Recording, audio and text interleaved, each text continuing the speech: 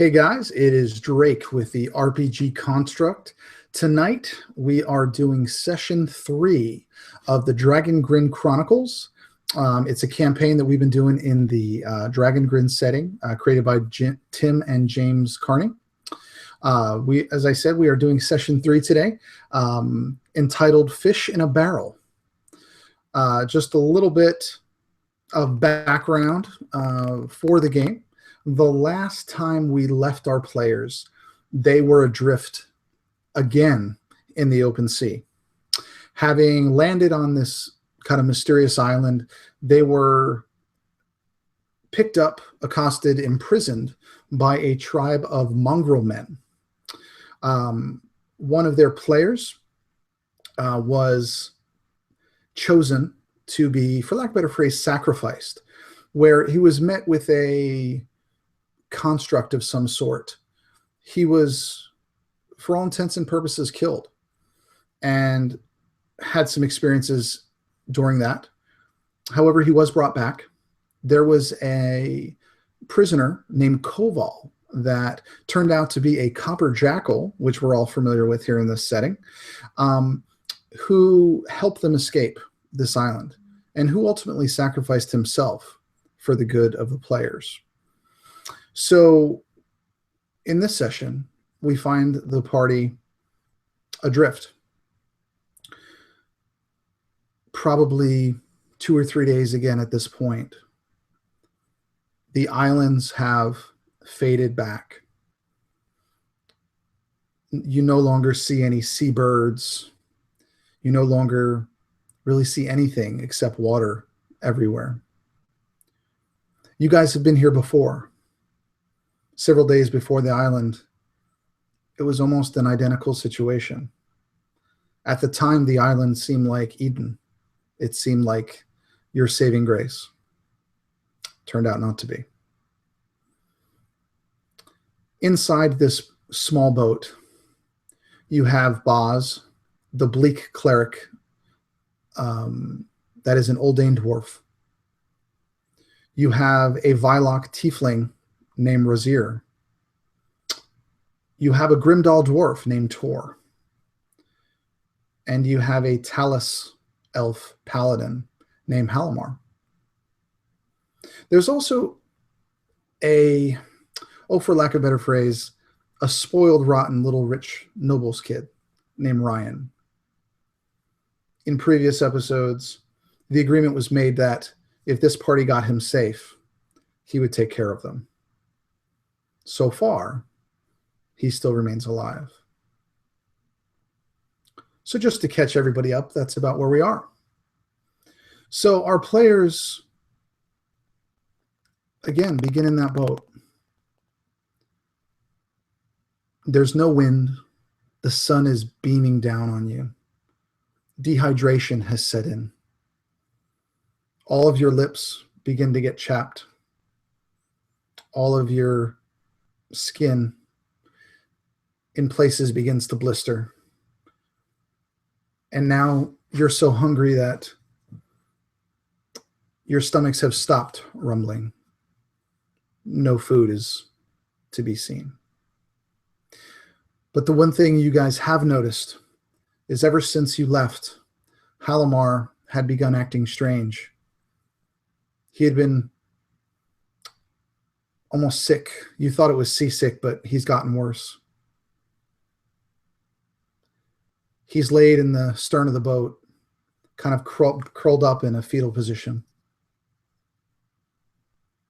And this morning, you haven't been able to wake him up. The last 2 days, he's been in and out, but he's been coherent. But today, you just can't wake him up. How would Boz be handling this, seeing his friend unconscious? Boz is stripped down to his small clothes, barely a loincloth, as I'm sure everybody else has stripped down as much as they could to still try to keep their skin covered when they can, but also just the unbearable heat. And admittedly, even tried to wring some of the sweat that was in his clothes out to drink back when he was still sweating. But that stopped earlier today.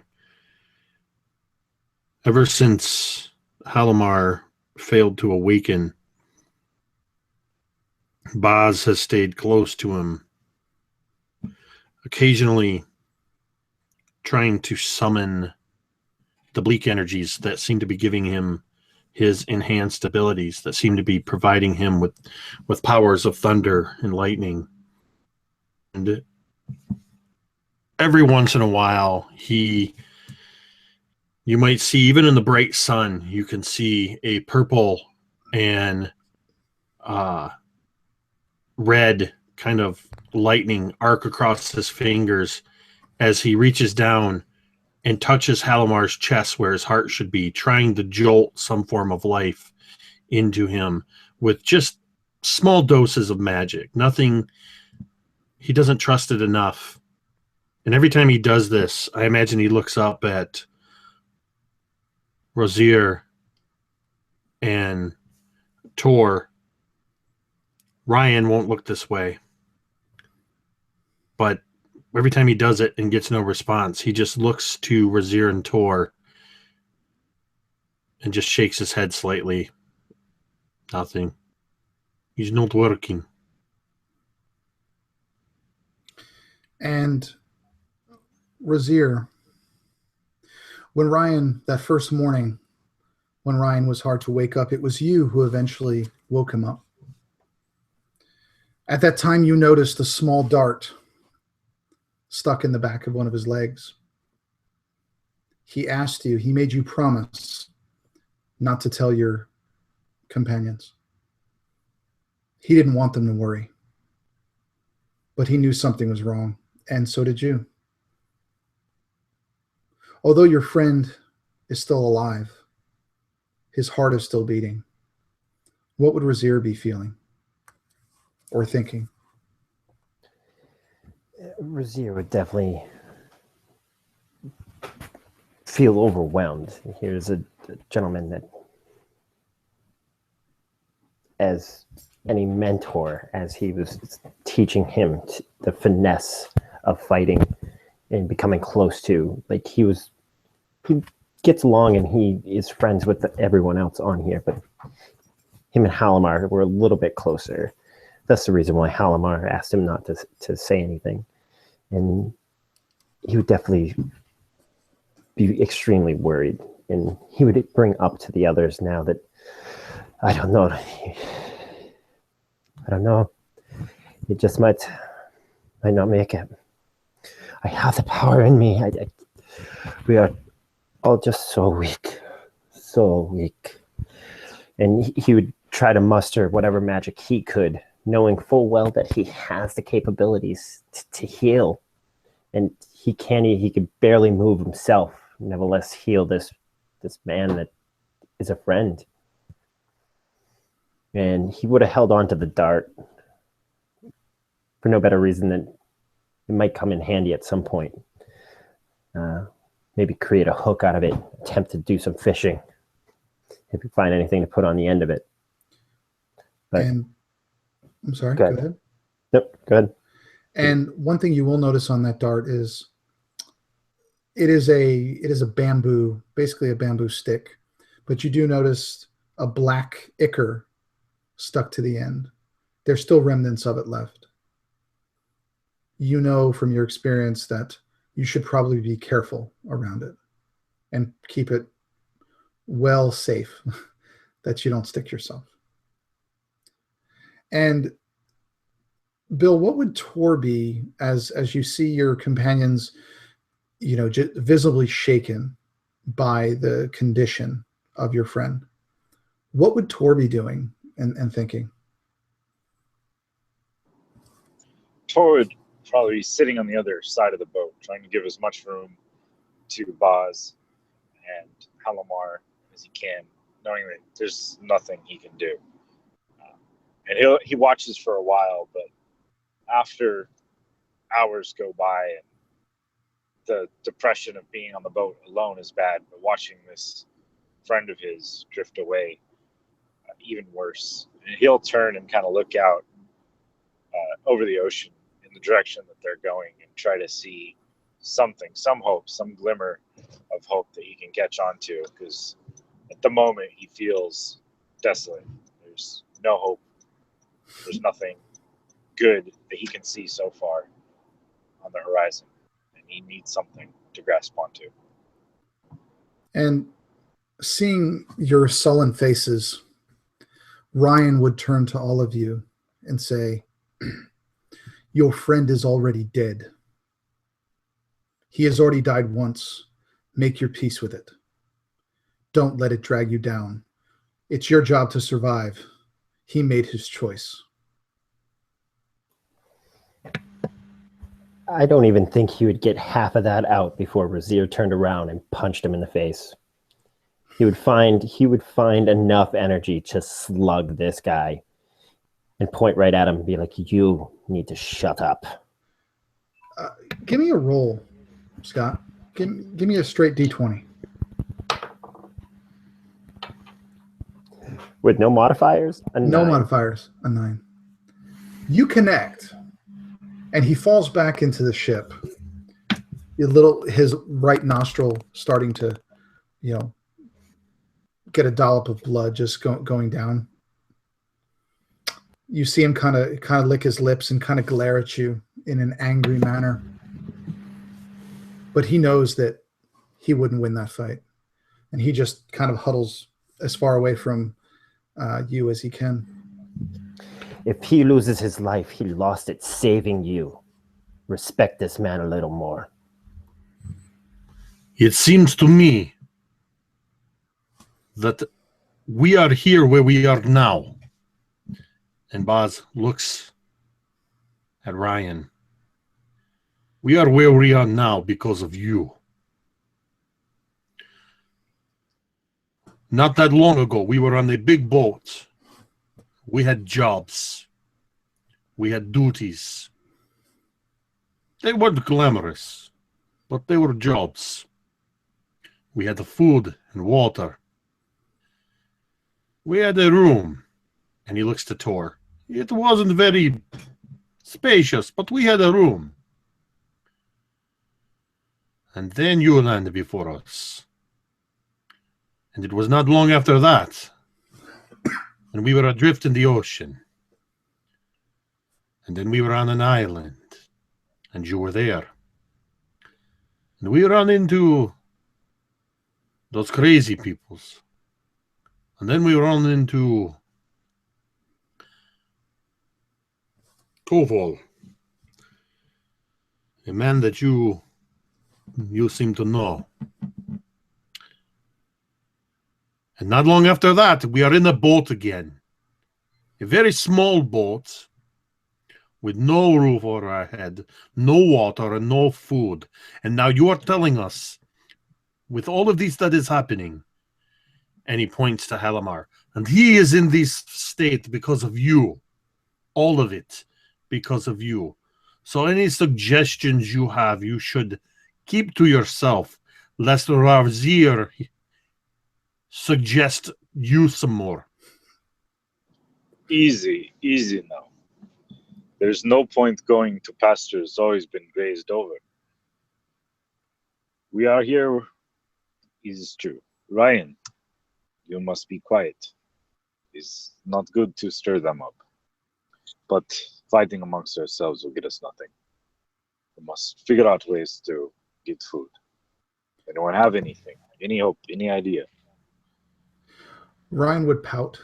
You just kind of see him look away and not admitting to any wrongdoing. He's the type of person that never has had to. Everything's been given to him. He may know business, but he doesn't know people. And he would just turn away from all of you and just kind of hunch his back and put his head down and just sigh. Of course we don't have any food. Don't you think we would have eaten it 3 days ago?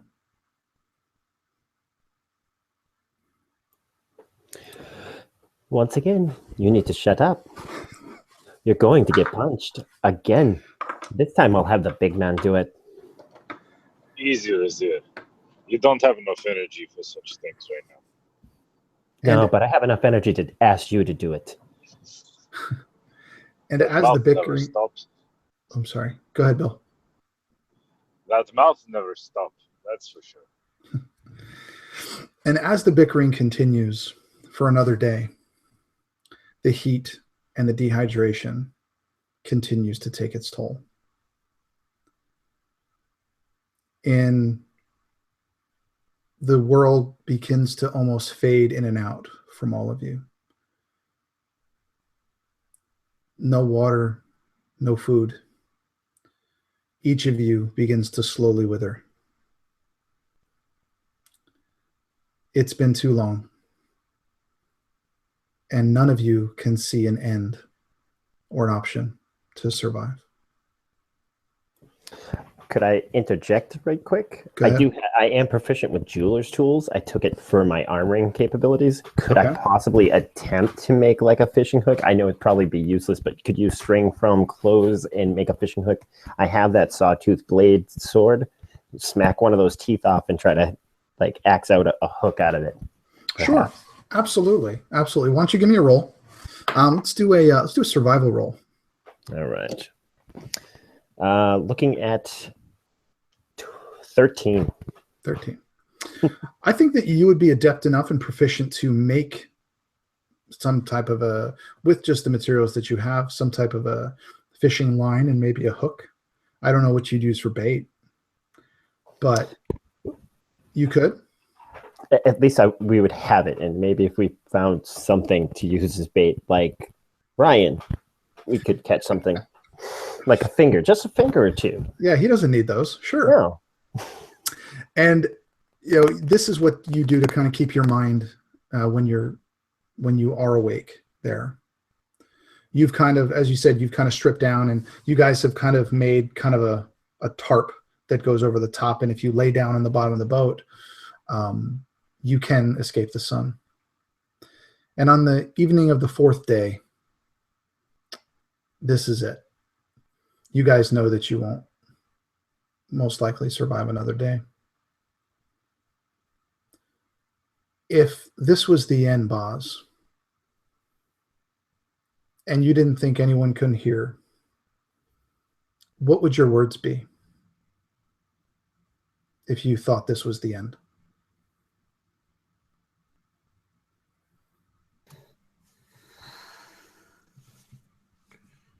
Boz would probably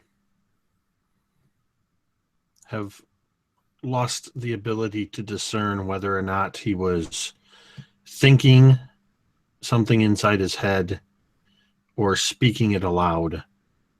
And though his words may come out in a hoarse whisper, maybe somewhat mumbled due to chapped lips, and at times unintelligible, I think he would almost be talking like somebody who is speaking in their sleep. He's the bleak. He's so close, but he's so far away. I tried to know it. I tried to use it to help my friends. I'm sorry. I'm sorry, Mother.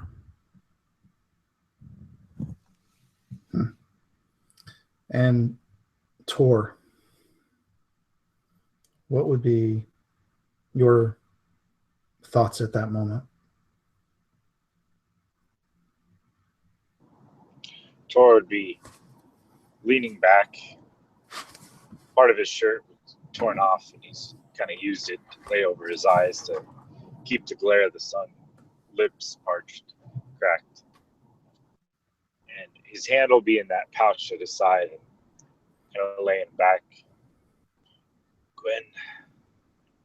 Oh, Gwen. If I could see you one more time.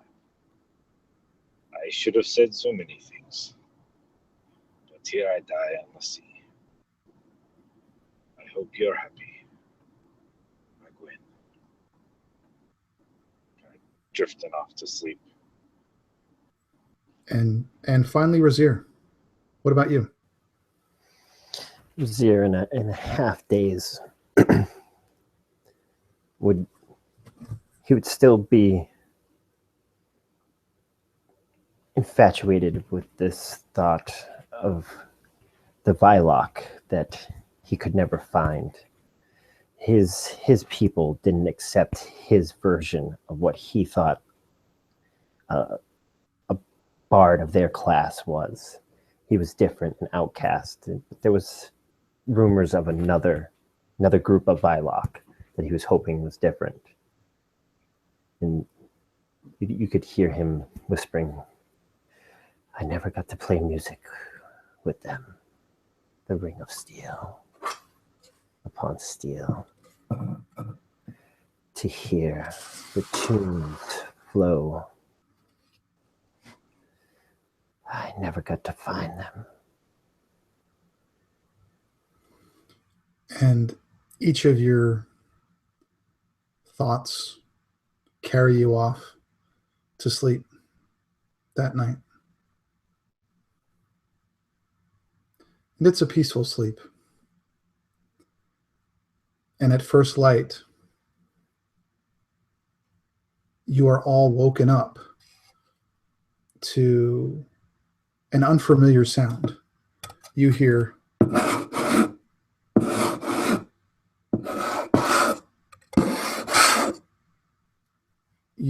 it seems like something is hitting the bottom of the boat.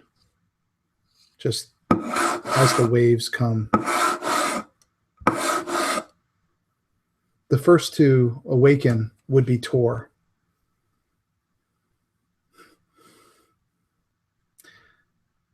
You know what? Scott just rolled a 20. I will give it to you, Scott. You're the first person to wake up. I figure we roll for it, and then I rolled a nat 20. So. Go for it. So you're the first one, just that kind of rubbing. Even at this late stage and almost death's door, he would still remember the damn boat. And Torn, stop hitting me. And then he would kind of crack his eye open and anything around me to kind of give me a hint. Like he would hear the sound and he would kind of question it and be like, what the? From your angle, you don't see anything. You just see, you're kind of laying down and you just kind of crack an eye. You just see the sun coming up over the horizon. You see the ocean again. He would definitely do his best to try to pull himself to the edge. He would. Sound is his thing. Percussion, resonance. And he would want to know what is making the sound. It's a sound that he hasn't heard. As you become more aware, you hear the sound of water lapping against a hull. You're familiar with this sound. You've heard it before. But it's not coming from your boat. It's coming from off to your right. And as you turn your head, you see a boat that would rival the Crimson Sunset in size. But this boat is half submerged. This boat is stuck. You can see a gaping hole on its right side. You see it all this as, again, it becomes more clear as the sun rises. The sails that once were there are torn and tattered. As I said, only about half the boat is still above water, but it's still there. As you become even more and more aware, you look around and you see another boat and then another strewn throughout the area. Some completely submerged. Some you just see the, kind of the crow's nest, that top area. Others fall completely over on their side, and they even ebb and flow with the waves. By your count, you can see a dozen of varying sizes and shapes.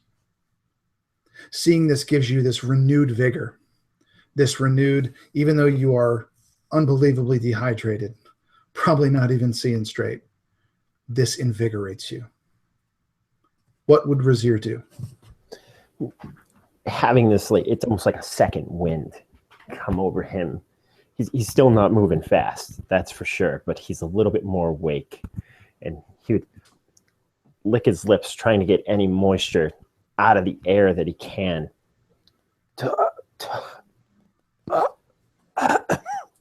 And he'd kind of pick up whatever he could next to him. And he'd throw it at Tor and kind of reach over. He'd be close to Boz and kind of whack. Land.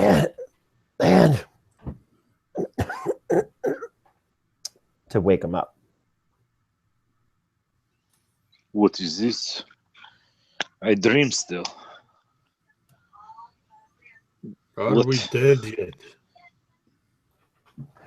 We might I be died. dead, but it'll be nice.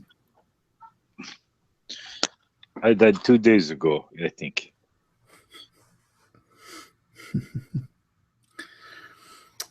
What as Boz, as you come to, as you kind of, start realizing what's going on, what would Boz, you see these ships. You don't see land, but you see these ships. You don't see an island. You don't see a sandbar, but you hear that rocking and that scratching. What would Boz be doing? I think the first thing, I imagine Boz just kind of, even though he's a dwarf, he kind of crawls from the stern of the boat towards the bow and stays on his knees, kind of peering over the edge and looking around and seeing all of these ships. Begins to scan around, looking for an intact vessel that, in particular, I think his first thought is he's looking for the Crimson Dawn, or is that right? Sunset. Yeah, sunset. He's looking for the Crimson Sunset because he's seen this kind of destruction to ships, but maybe not on this scale. And that's the first thing, is he's looking around. And then, well, I guess first of all, I should ask you, do I see anything? Any intact ships? Or the Crimson? You don't see the Crimson Sunset. But you do see about a dozen, as I said, ships in varying amounts of disarray. Right. Nothing that you see to be floating or intact enough to sail. So the second thing that I think that Boz is doing is, his job aboard the Crimson Sunset was Cooper.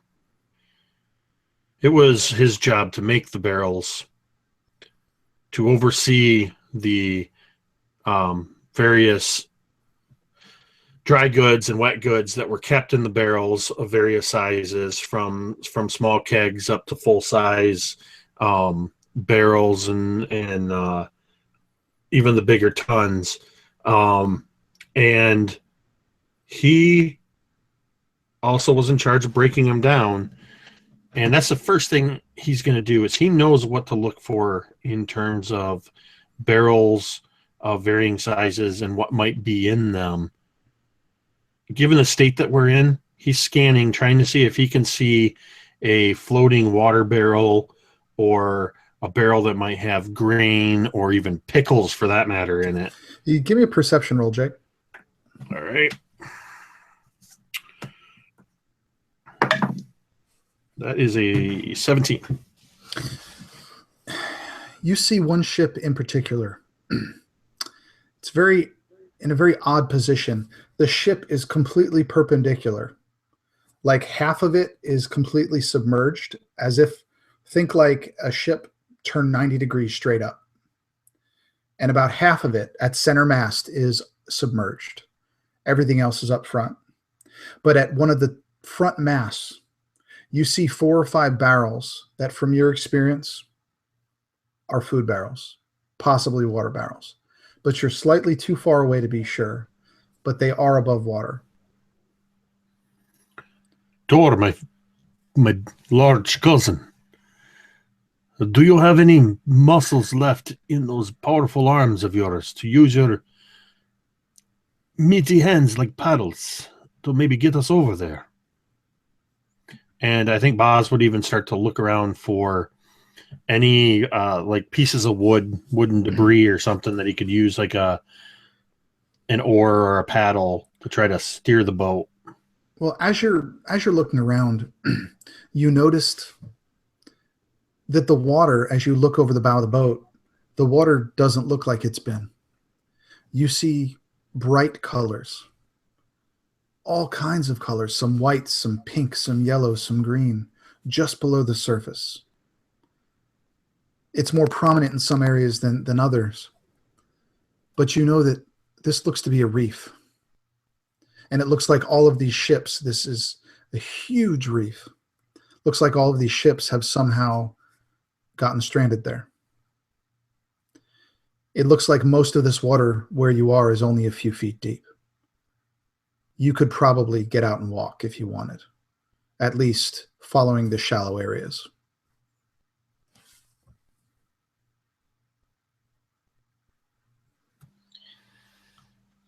Toro would be looking still for some sort of wood, some sort of debris to use, because he doesn't necessarily want to abandon the ship that they're in yet. So perhaps the boat that we're up against, see if there's like a piece of plank that's loose enough he can tear free, or any supplies that would look like they'd be usable for that, or even a long pole, because it is shallow, to be able to like push the boat along. You're really not close enough to everything. You guys are kind of caught on one of the shallowest parts of the reef. It's only a few inches deep. The bow of your little dinghy has actually run up on it. That's why you're getting that noise when you go. So you would either need to figure out a way to just push yourself off or get out of the boat. But you're probably 20 or 30 feet from the closest boat. And the one that I described to Boz was probably 60 or 70 feet away. It's at the edge. The color stops where that boat is. Beyond it, you just see dark blue. Okay. So Tor would probably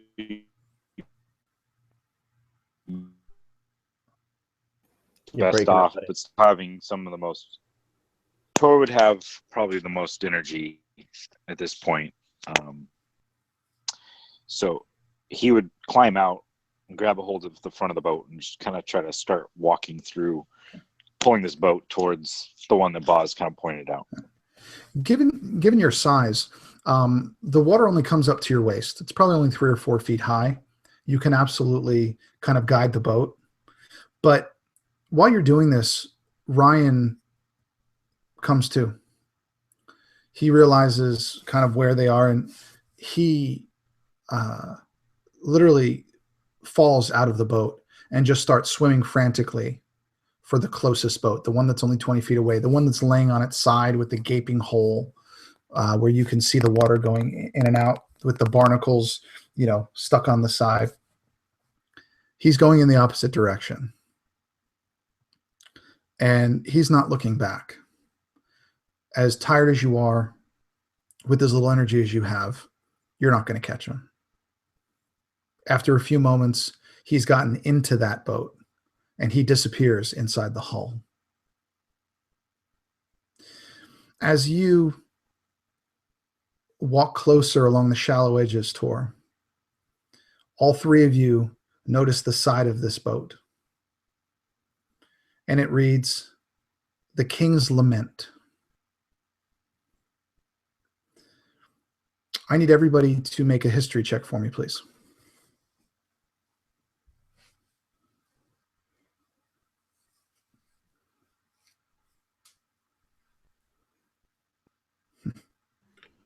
Natural 20.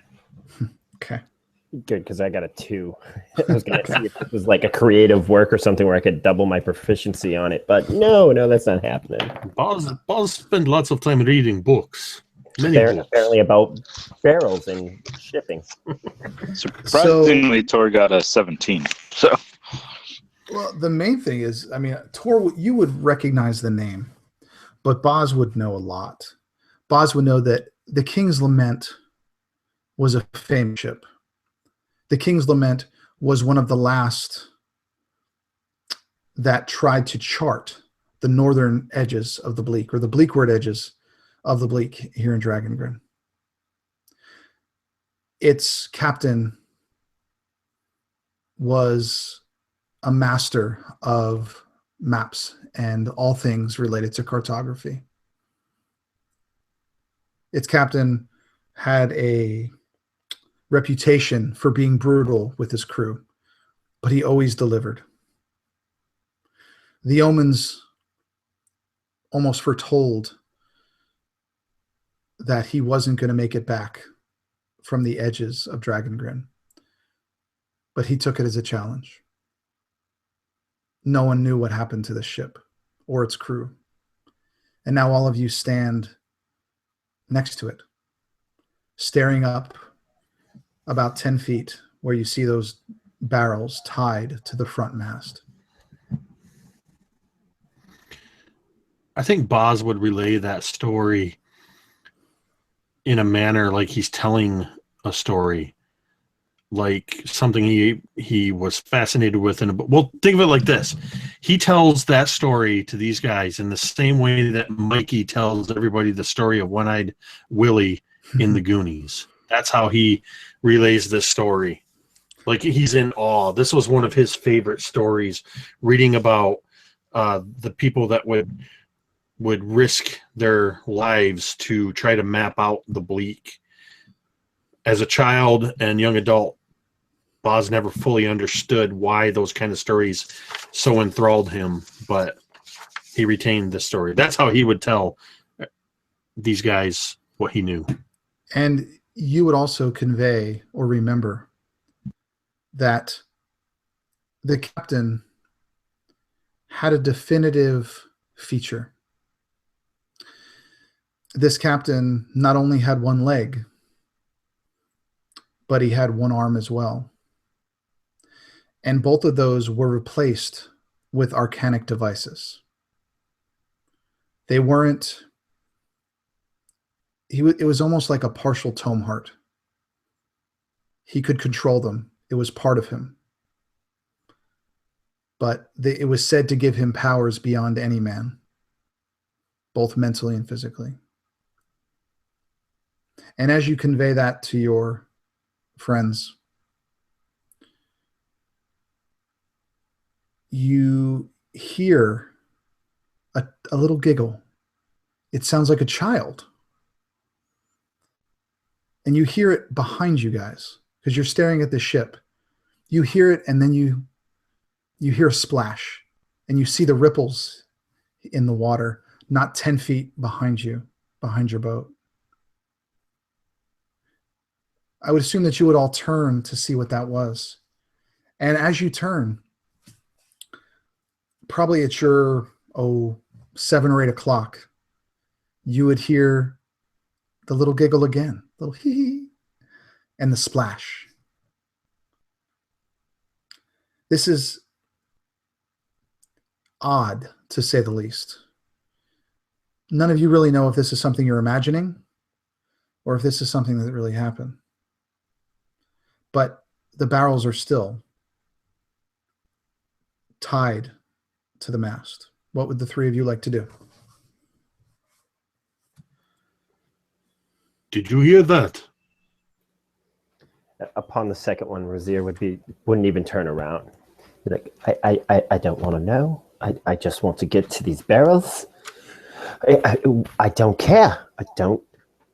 Whatever. And he'd keep heading towards the barrels now. He's determined. What about Boz? Boz, along with the stories of this captain and of the King's Lament. He's heard tales of strange and wondrous and strange and dangerous things that lurk in the waters. So he's a little bit, I imagine he's kind of darting around a little bit. Not so much afraid, but more like hoping to see another one. Like when you see a shooting star in the sky and then you wait to see the next one. And so much time passes, you're not sure you really saw it. And then you see another one. And that's what he's doing. He's just kind of casting around, hoping to see that and hear that. And with that, as you're paying attention, out of the corner of your eye, you see kind of a bluish teal glint just reflecting the sun that's beating down. And you guys have been in the water now for a little while, so you're beginning to cool down and you're beginning to feel a little bit better as you're kind of refreshed a little bit from this water. And at the corner of your eye, Jake, you see just some motion. And right before you see the splash, you see a tail fin kind of flip up and then go under the surface. And then silence. Tell me somebody else saw that. Nope. We're heading to the barrels. Move on. Come on. And I kind of grab his shoulder. We have time to look for whatever it is that we are imagining. After, let's get to the barrels. Easy for you to say. That's something, but I don't know what it is. Bill, I couldn't understand anything that you said. Could you repeat that? Easy for you to say. I'm the one in the water. I saw something, but I don't know what it is. I presume that all of you would have gotten out to, in the water. It's very shallow right where this is, probably 2 feet. But there is a handrail kind of on the side of the boat, but it is still literally about 10 feet tall above you guys. And as I said, and it is tied to the mast. Razir would take the rapier out, and he would do his best to get in and on top of the boat. I figure, like, you're talking, like, it's still about 10 feet up from us. Like, Correct. It juts out. Correct. Big man, give me a lift here, and hopefully I have enough strength to do the rest. So what do you want Tor to do? Just pretty much like that lace your fingers together, kind of boost me up so that way I can get up in there. Once I get up top, I'm going to try to attempt to scurry my way up to unlash these barrels. Okay. Without squishing myself. Tor, give me an athletics check at disadvantage.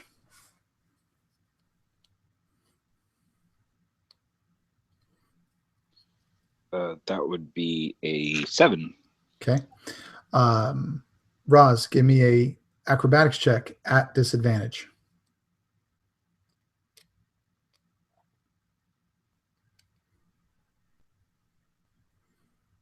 Get your dice out. Come on. I was trying to find a good one that liked me, and it didn't like me. So I'm looking at a 3 to start. So athletics, 4. This looks, you have an exhausted 7.5 foot tall barbarian try to lift this tiefling up. And he gives it all of his strength, but the days past have just worn him out. He has no energy. So the small lift that he has, he lifts you up, and he actually lifts you up directly into the bottom of one of the barrels. And because you're just not so quick to respond, to react, to kind of dexterously get out of the way, one of your horns gets stuck in the barrel. And this is when you notice that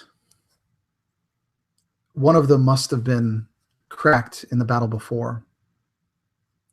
Because as you sit there for a moment, you hear a slight cracking noise. And then you fall back into the water. And you reach up and you notice that your left horn has been cracked in half. And the top half is now stuck in that barrel. I don't think I can fix that. Oh, bloody hell. Can this get any worse? Can someone just take an arm, perhaps a leg? All right, let's find another way. I need to get that piece back. Sentimental value, we'll say. This is outstanding. You know, some of the ordained dwarves, there is a ritual when the young dwarves become young men, where the mothers keep a piece of their sons, also as sentimental value, if you know what I'm saying. Is it like this with the tieflings and their horns? Well, is this normal? Does that grow back? It will continue to grow, but now I'm all like symmetry, my friend. You know, like it's all off. You know, now I'm leaning to one side. And Tor just kind of, shakes his head, I would think. And you guys are still in the same boat. Any other ideas? Literally. So, are these barrels tied to the mast? Yes, they are tied, probably 4 loops around, tied to the mast. So they're kind of hanging from the mast.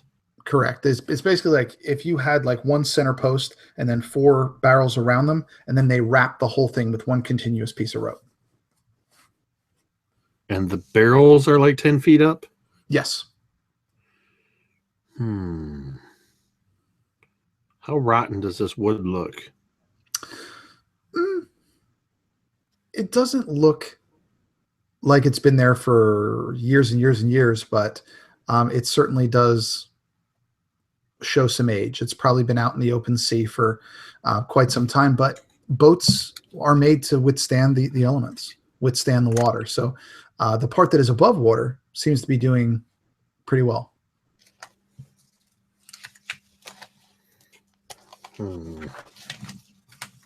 Boz is just looking up, tapping his chin, stroking his beard, and he just keeps saying, What about I wonder. I have 2 ideas. Either I could try to climb that, like the trees back home, right? Or maybe put a pointy head on my shoulders. You stand there. That did not work out so well. Yeah, look at my horn. Just stand. Like, no jumping. Just stand.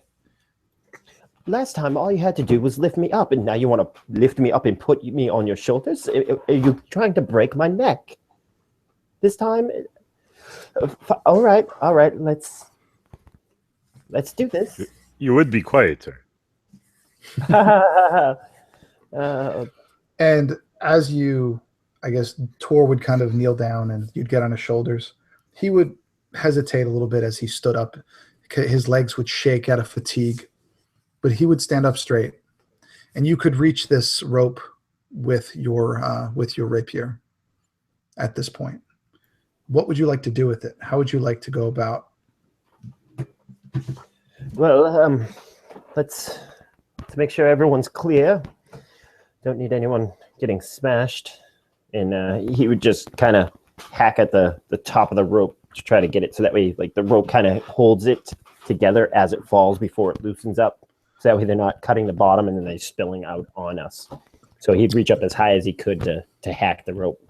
So yeah, you absolutely do that. And you see the rope kind of loosen, and you see the rope kind of fray, and it gets looser and looser and looser until all four, the rope completely lets loose, and all four kind of fall on top of each other. The first barrel that hits the water just goes down a little bit, pops right back up. The second and third crush that barrel. And you see that barrel was full of water that has now gone into the sea. The other two float there, and they kind of drift apart as the last one falls. The last three are okay. And Falls, grab them. And you could easily do that. They're kind of right in front of you. You could do that. I'm still up on homie's shoulders. Yes, you are. But yeah, Boz would have definitely grabbed at them as they split. And the third one drops in. He's just trying to wrangle them together. And being a Cooper, you're very familiar with these. These do look like food barrels. And as you kind of wrangle them together and try to kind of move them around, you would notice that one is significantly heavier than the others. Two are relatively light. One is extremely heavy. There's no way you could get that into the boat by yourself. You know, I think you've gotten what you need to. You can come down off of his shoulders. We're going to need to try to get these in the boat. Well, for now, I say we just stand them up where we're standing and crack them open, see what we got. I don't see why we need to necessarily put them in the boat right now. I do not want to open a barrel of dry goods in the water. This would not be good. It's already in the water, and it's been out in the weather. It does not matter. If the cooper of this ship did his job like he was supposed to, a dry goods food barrel will be watertight. But if you open it in the water, it's no longer watertight. This is my job. Yours is swords. Let me tell you what I know about the foods. I say we put them in the boat and we can eat them. Or we can just smash them like the water barrel here and let them all go into the sea. Off my shoulder, puny one. I listen to a little cousin. I figure he literally just flips my legs and I go splashing into the water. And as you hit the water, it feels strange on your head. It almost feels a little bit more cool than usual with the broken horn. And that's when you realize that the barrel that was smashed was the one that your horn was stuck in. And as you look around in the water, the horn is no longer attached. It's somewhere at the bottom of this reef. You have no hope of getting it back. And we'll just say that you guys do manage to get these barrels into the dinghy. As a Cooper, Boz knows exactly how to pop these quickly, even exhausted. And when you first pop the first barrel, one of the lighter ones, you smell a rancid smell. As you pop that, hundreds of cockroaches come swarming out of this barrel, covering everything, falling in the water. But when they hit the water, they try to go back into the boat. Everything is just infested at this point. And quickly, you dump that barrel over the side and find that did have food, but it's since been consumed. You pop the other. This Cooper did not know his job. You pop the other barrel, and you see it. At first, you're just not sure, but you've seen something like this before. You've packed something like this before. It would be the Dragongrin equivalent of hardtack, which is a bread that can last for a year under the proper conditions that sailors used to use. It's basically like very thick, hard crackers, but it does look edible. The final barrel is a little bit harder to open, a little bit harder to maneuver as it is so heavy. And you pop the top and you find that this is in fact water. You smell it. It smells a little bit off, but it's not terrible. It tastes of the barrel. The barrel has been burned on the inside, so it has a bit of a smoky kind of flavor, but it still seems to be potable. So the three of you stand around these barrels. There is food and there is water as you stand in knee-deep seawater on this reef in the middle of nowhere, surrounded by a dozen ships in various states of destruction and decay. How would you all be feeling? Tor would have reached in and grabbed a chunk of this bread, started eating it, just ignoring everything else. Like, there's just nothing better than this food. And for an 8-foot dwarf who hasn't eaten in like 3 or 4 days, this is like the tastiest meal he's ever had. And he's just chomping on it and kind of eventually will look up, just crumbs in his beard. And this is very good. Good fine, Buzz. In the water, it reminds me of my uncle's moonshine he used to make.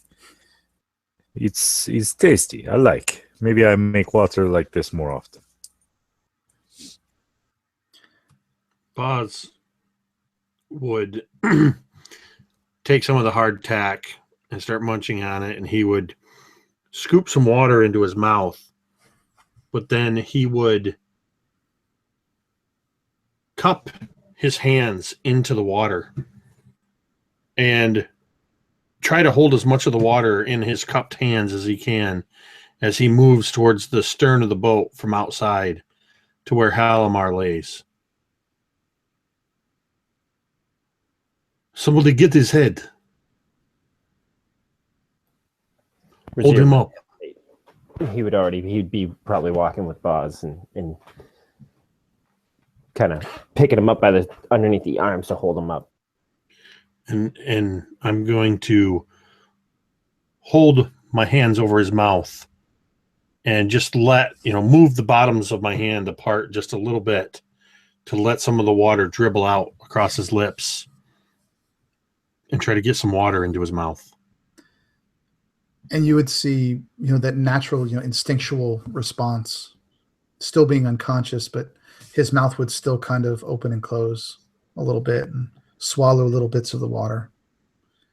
You'd see the cracks on his lips and kind of the peeling seem to fade away a little bit as they got a little bit of water on him. Not too much, but just enough. And as you guys are focusing on your water and your food, and you have to, hardtack is very dry. There's almost no water in it. So you're going to be drinking more. And I would think you guys are so famished and so thirsty that before you realize, what is going on, you've already drank a quarter of this barrel. As you all sit back, full and hydrated, you take a closer look at your surroundings. There's not a cloud in the sky. The sun is at its zenith right now. But this boat is offering you a bit of shade, as just it's huge above you, probably extends 30 feet out of the water. And as you're noticing the boat again behind you, you hear that laugh and a splash. And just as you guys turn around, you hear screaming. You hear this just crazy loud wah! And you guys see Ryan running to the boat as quickly as possible, screaming, "There's a monster! It's going to get me! There's a monster! Help!" And he's kind of running and kind of half swimming as he trips over the coral that's on the reef and just trying to get as close to you as possible. And he gets to the boat, and it's almost like seeing these barrels in there and seeing you guys eating and drinking. he just pauses for a moment. But how did... And he looks so confused. What would you guys say to him?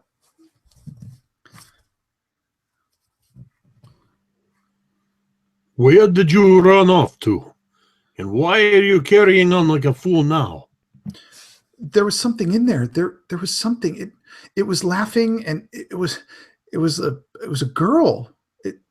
I thought it was a girl. But where did you get food?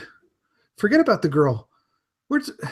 And you see him kind of dive in and, you know, grab a piece of hardtack and kind of almost stick his whole head in the barrel trying to drink with his hand.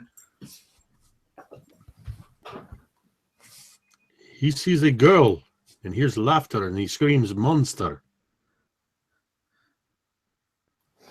He's one of those type. Have you not learned anything yet?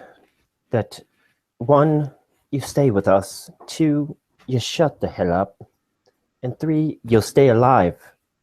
You keep running off, and each time you run off, something stupid happens. And you come running back, scared as a little girl. He pays no attention to what you're saying. He's too busy drinking and eating. Everything is just, he's oblivious to everything. And as you guys are kind of bickering back and forth,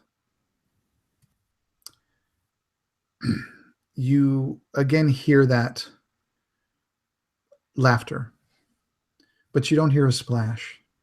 You hear, "Hello, who are you?"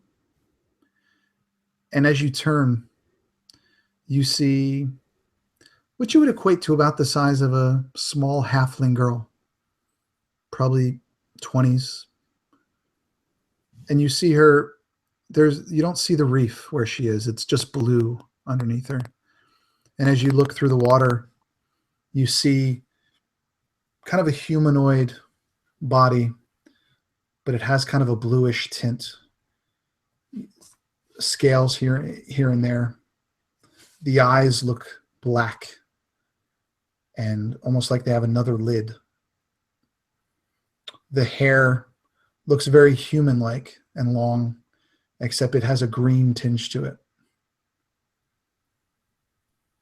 And you see, as you kind of look closer and your eyes focus in, that the bottom half of this woman is a fish.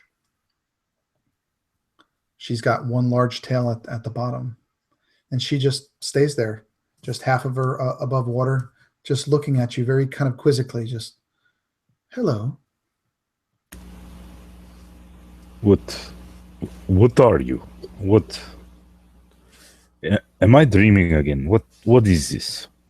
Anyone else seeing her?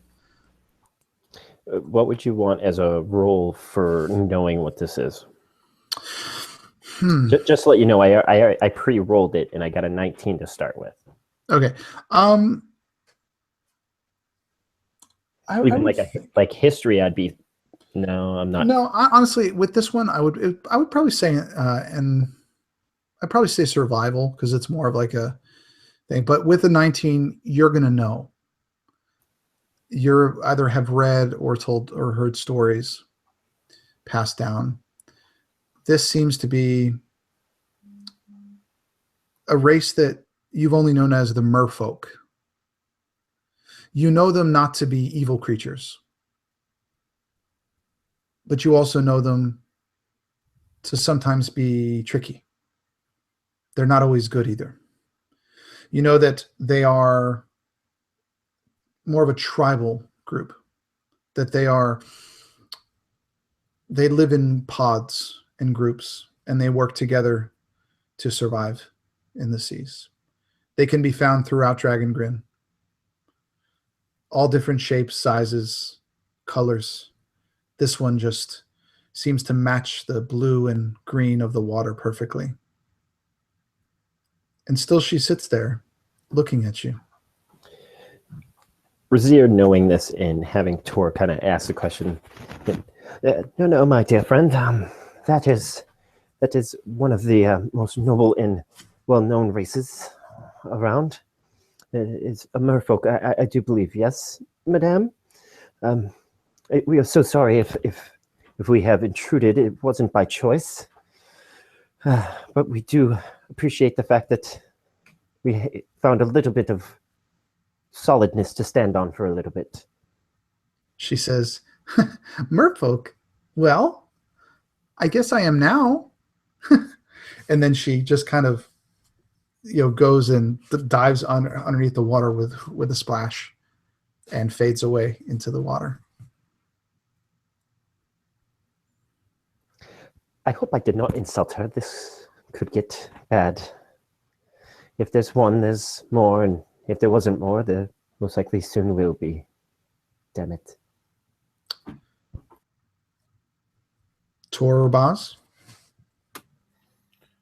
I think ever since she popped up, Boz had a piece of hardtack that he was had just taken a bite out of and was chewing.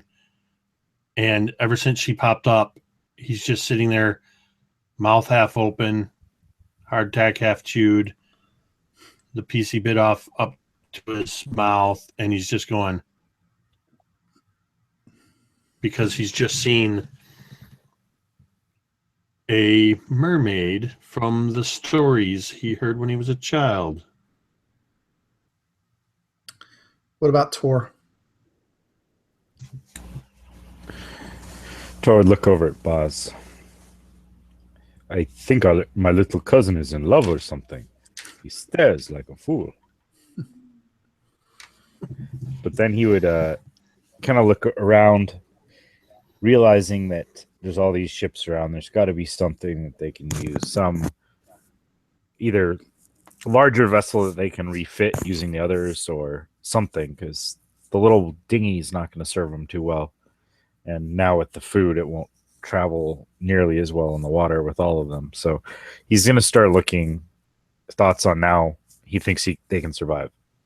So now he wants to look for better ways to survive. Okay. Would he portray this to everyone? Or would he make it obvious that he's looking? Yeah, I mean, he's obviously he turns away from the boat, from the mermaid, and looks out at the other boats and at least kind of assessing them. And so if there's a boat that he sees that looks the best possible chance, then he would turn and look at the rest of the group. So Drake, would he see something feasible? From this particular spot, everything's spread out over several hundred yards in multiple directions. Some of the boats are dilapidated beyond anything. Maybe some usable items, but nothing that you could see. The one that you're right next to, the King's Lament, the part above water actually looks very well, looks very good. But you can see that down below it's rotten. There's really not much more that you can really do. I think the rest of you all know now that your best option is to stop, eat, and rehydrate. This isn't going anywhere. And maybe try to give Halimar some water.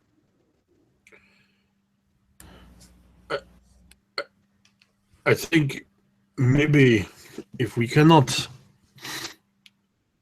we don't have the strength to do much else than maybe look in one of these vessels that is nearby for a semblance of shelter. And I imagine Ryan is probably still kind of shoving stuff in his face. Maybe he got his head back down in the barrel again. And Boz just kind of reaches and grabs him by the back of the hair and pulls his head out of the barrel and says, "The boat you were in, that you said you saw a monster, did it have dry space in it?" He would, pull his head out and kind of wipe his face and, get the crumbs out of his mouth and everything. And he would think for a quick second. There was, if we go through that hole, and he points to the one on its side with the big hole on its side, and he says, it would work. We could go in there. There was dry space in there. It was on the side, but there was a door that we could check out. I think this is probably our best bet, yes? I do believe you are right. Finally, he's been useful for something. We need to get Halimar out of this sun. Yes, and I think we could all use more rest. Maybe tomorrow with energy, we can figure out where to go from here. And just as important, you need to get out of this water. Let's just say for our own safety.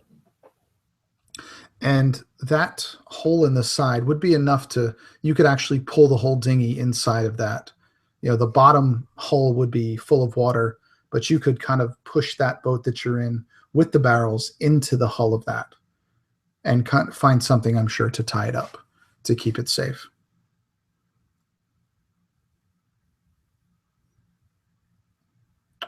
Would you three go in there? Oh, yeah. I know Razir would start heading that way. Duh. Okay. So as you do this, it takes you a little bit to kind of get situated. Through the hull, if you go up to the bow, there is a door that opens up to a few dry areas at the bow of the boat. There's enough that each of you could sleep. Each of you would have a heck of a lot more room than you had on the Crimson Sunset. As the evening closes and the night draws in, it's quiet. You just hear the water kind of lapping against the hulls and the shifting of the ships around you. The occasional crack or crash as things break and fall. But overall, quiet. And do you think you would all sleep? I would think that Tor, anyways, is so exhausted, finally getting food in him. The aches that his stomach has had for the last several days that kept him up for quite a bit of it. All that just finally starting to wash away with fresh water and food, as meager as it may be. You would find anywhere that looked big enough for him, and probably like on the floor back in a corner or something, and be out pretty quickly. Is just snoring.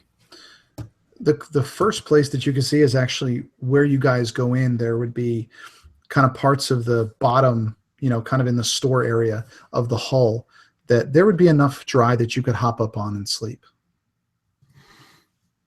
if you wanted to do that. What about the other two?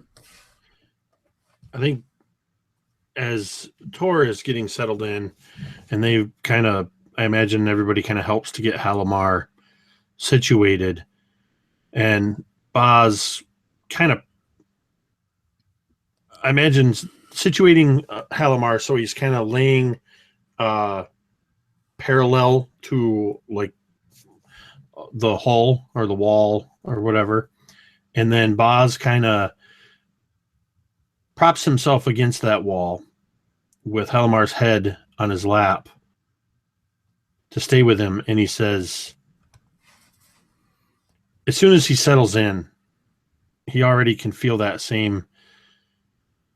the ache of just everything they've been through, but that little bit of comfort from the stale bread and stale water.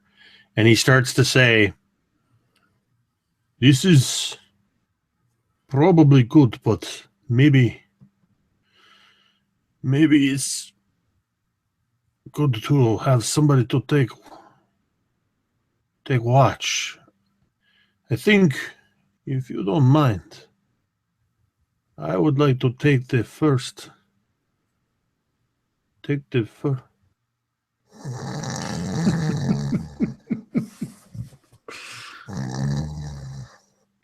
he's out. Razir would kind of chuckle to himself in noticing the big man going down, and knowing that Ryan is going to be utterly useless as usual. Halimar is taken care of, at least for now, and Boz is snoring away, sawing those logs again. Don't worry, my friends. I'll stay up for a little while, at least, because he has some concerns, knowing the merfolk, knowing that what he said may have gone over wrong. He's going to attempt to find a way to at least get like a perch where he can kind of see out around them. I don't know, maybe up on the side if he could find some way to get up and kind of nestle in. Just keep an eye out for a little while. He's most likely going to fall asleep in about 5 or 6 hours himself, accidentally. So as Boz begins to snore and Tor is exhausted and passed out, and Ryan doesn't even try, he goes as far into the ship as he can to get some alone space and some quiet. Sleep greets all of you. That restful sleep that you haven't gotten for 4 or 5 days. Your dreams are strange, though. Boz, you have a vision and a dream of swirling water and Halimar, and the water seems to be spiraling around Halimar, and he reaches out and he asks for your help. But in your dream, you can't move.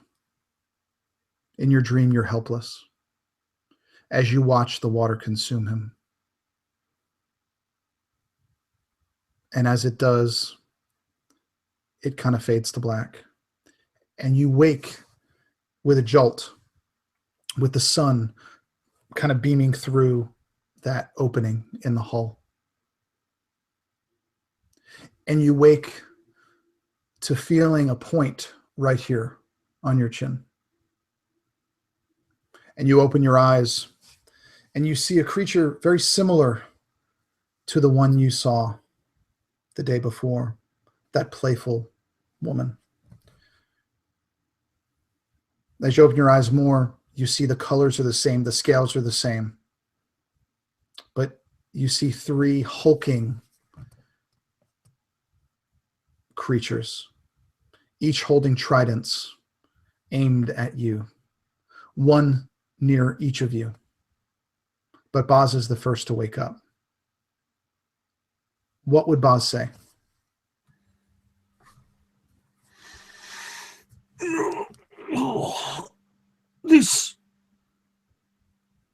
This is your welcoming committee, eh? He just looks at you and he speaks in a language you don't understand.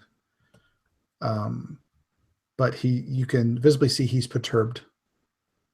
And he motions for his other 2 companions to do the same, to wake up Razir and Tor. And each of them do so with their tridents. Now, these weapons that they're holding are probably 6 or 7, maybe 6 feet long.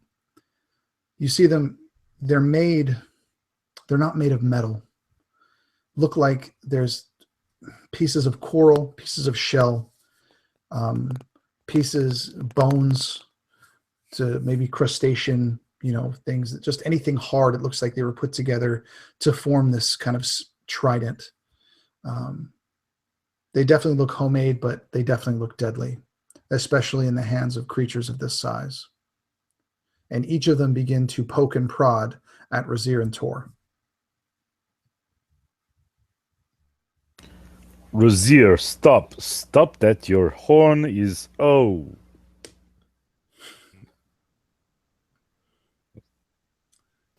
I'm not doing anything, mate. What is it? Is this just becoming a theme with us guys? Like, it's always at the point of something. Can we not just get one good night's rest? And And as you begin, you finish saying that, you hear screaming again from the door that Ryan closed behind him. And you hear him come out. He says, "They're here. They come to get us. The monsters. They're here." And he opens the door and looks and goes, "Oh." And he slams the door and goes the other way. And the creature, for what was that? He's not with us.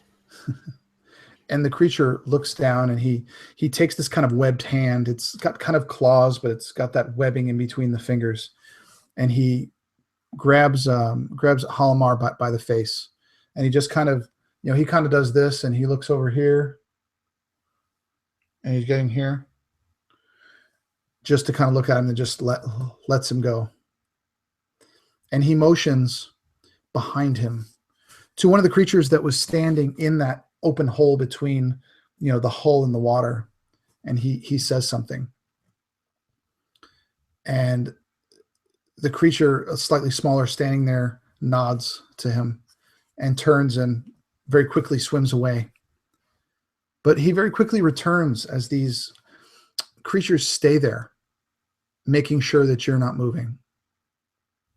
And who returns is an even smaller, different looking creature. It still has the makings of a typical merfolk man, but his fins are grayed. The skin almost looks like it's sagging. The eyes are bulging slightly. He wears a necklace of shells and other ornamental bracelets and, kind of garb. He looks different. He looks almost more important. And he goes to a satchel kind of made of, it looks kind of like sails from these ships have been kind of cut up and made into things, but it's lined with a substance you guys haven't seen. He opens this satchel, and to your amazement, everything in it is bone dry. And he pulls out a canister, and he hands it to Razir, who's the closest to him. And he puts it in your hand, Razir, and he makes the motion for you to drink. He does this. Well, one in sphere, and he would take a swig of it. And this tastes like a mixture of seawater and blood, if you can imagine that. Just kind of a salty, tinny, just disgusting fermented flavor. But you fresh. And then he goes to Tor and does the same. It's okay. I had water. I'm good. No, thank you. Thank you. No, my friend. Drink the water. He insists. And again, the larger merman pokes you a little bit harder. Okay. Slowly take it.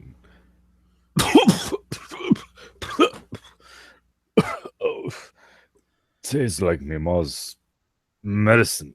Oh, take it. And finally, he goes over to Boz.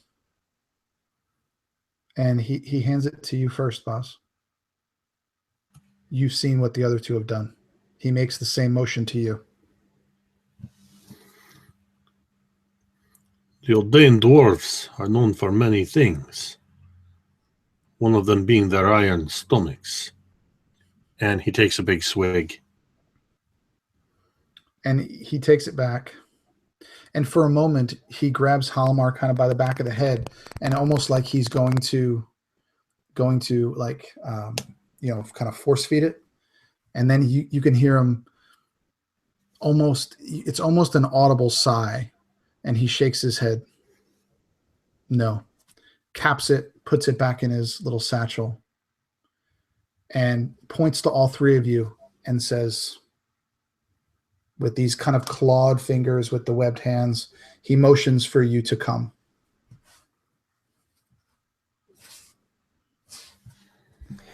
What of our friend here, sir? More than willing to come with you. We don't really have much other options, and you seem to be nice enough. But what of our friend? He does mean quite a bit to us. He doesn't really understand. He looks at you puzzled and confused, as much as a merman could really look puzzled.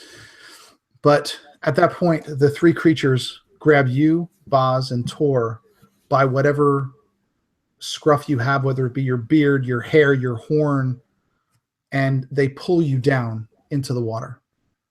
And they begin pulling you deeper and deeper, leaving Halamar where he was resting.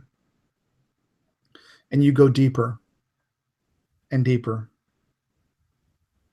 At this point, you're probably 40 or 50 feet down, out of the boat, beyond the reef. And your lungs are burning. Your muscles are burning.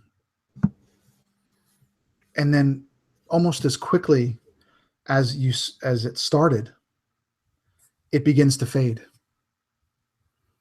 It begins to, you're almost able to catch your breath. And this is strange, a strange sensation. You get a burning sensation on both sides of your necks.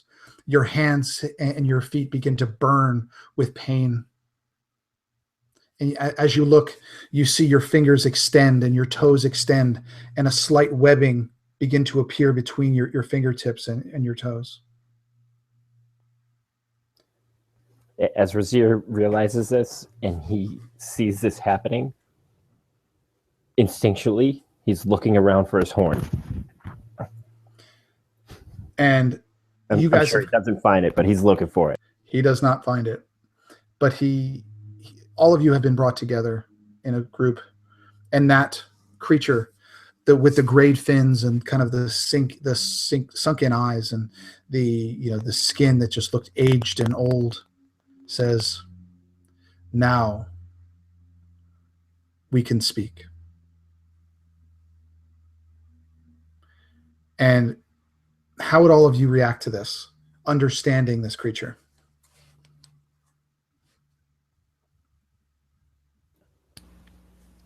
Speak now? Here, why through such means? What is all this? He looks at you and he says, "That is a fair question, but not one for me. The three of you must go with me. If you are not here for any malicious reasons. I have watched you. You did not harm the child. I believe you to be good. But I am not the judge. You must come with us."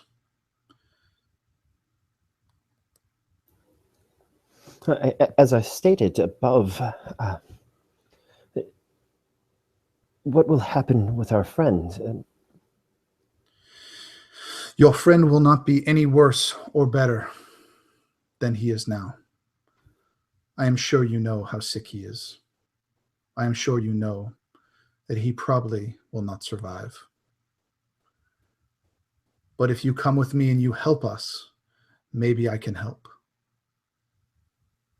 And he turns almost like he's too busy and begins to swim away. And the three guards, the hulking creatures, kind of grab you guys by the shoulders and kind of push you along.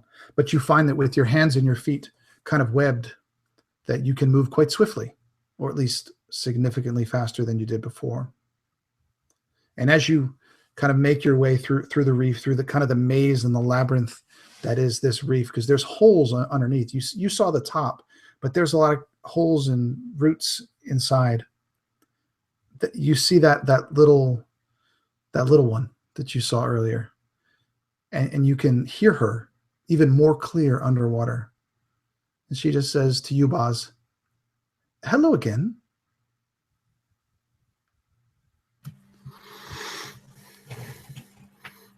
Boz is just looking around, and he's been perplexed by the webbed fingers and kind of trying to keep up as he's being dragged along by this merfolk.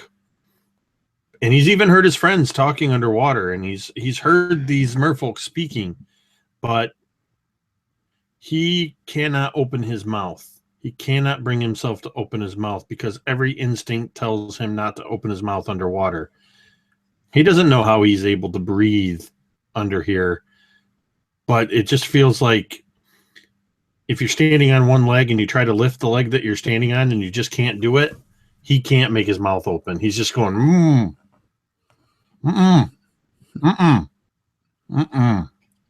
She giggles, and she goes over and she kind of pulls on your beard. And as she does, you notice that as she's doing it, the color is beginning to slowly change to kind of a greenish blue.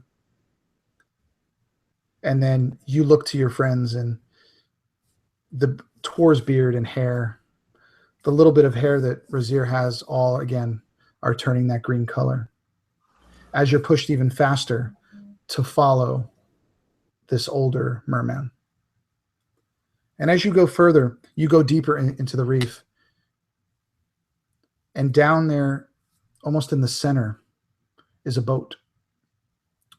This boat is probably bigger than anything you've ever seen. And it sits at the bottom of the sea, probably 100 feet down. It's like the reef has surrounded it. And there, swimming around, too deep to see from the surface, you see dozens of these merfolk swimming around, doing various things. You see little, almost caves cut into the coral that serve as their homes, a place for safety, a place to sleep. This is, for all intents and purposes, a village, just one unlike any of you have ever seen. And you're escorted into the ship and into an area of the ship that apparently still has some air. It's only about 3 feet deep. And the older merman turns to you as you enter, and he says, I apologize, but we had to get here quickly. My name is Minor. I am the healer here. You would know me as the shaman. I tend to all who come here. I care for all who choose to stay. And up until recently, I had help in protecting my people. And he says, are you here to steal?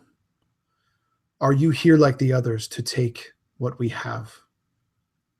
Why are you here?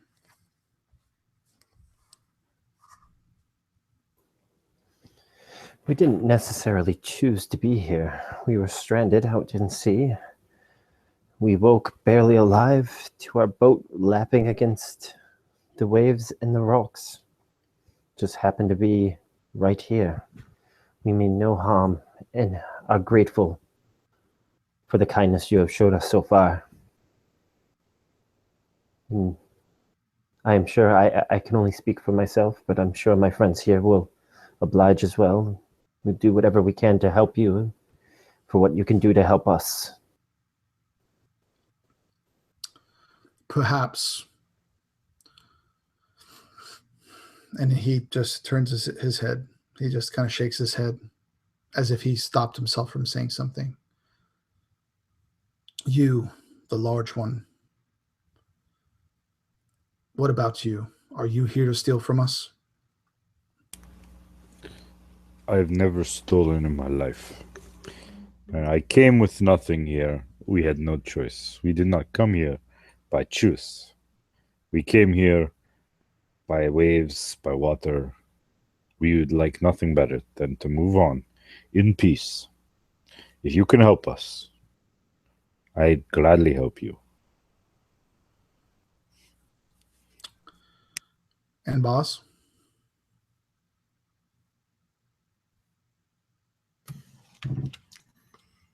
He's struggling, and he kind of grits his teeth like he doesn't want to risk opening his mouth all the way. We do not steal.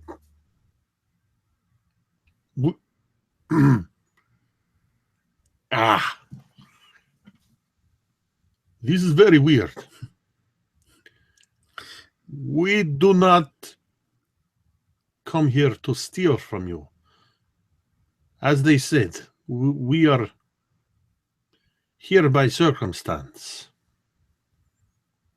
None of us wishes anybody harm. And he kind of looks at you, like he kind of peers at you, almost like he's looking through you, trying to read you. And he says, so you are not here to steal like the others.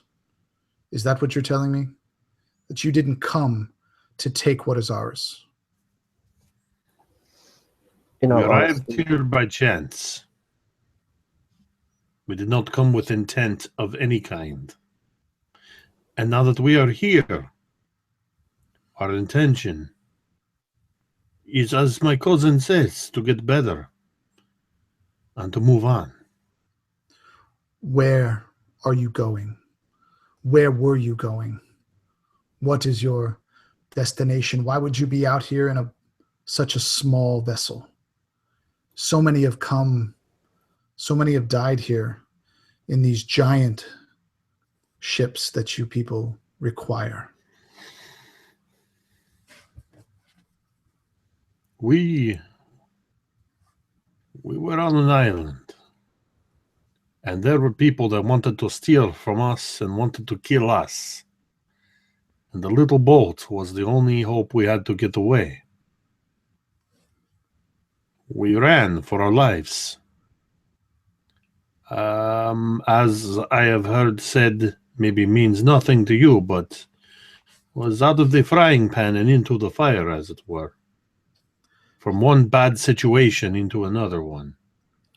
When you said out of the frying pan into the fire, he really obviously didn't get it, but then he kind of, oh, okay. Says, well, you've met some of us. Are you warriors? Are you fighters? Or are you, like some that have come, sellers or liars? What are all of you? I'm a shepherd. What is shepherd? I guide sheep from one place to another. They eat. Then we use fur to make clothes.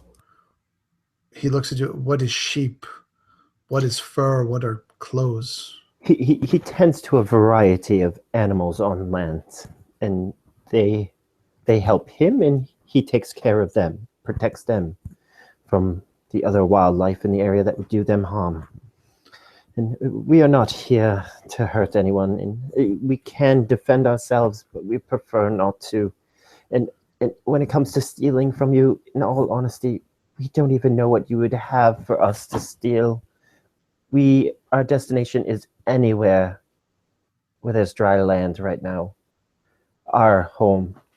So we can leave you to your home in peace.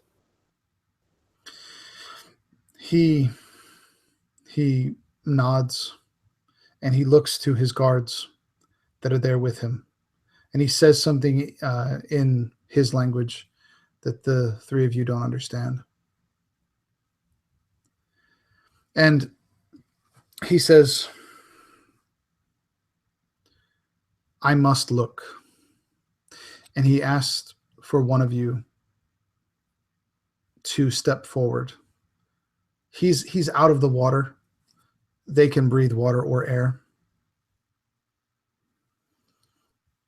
he asked for a volunteer. He said, I need to see.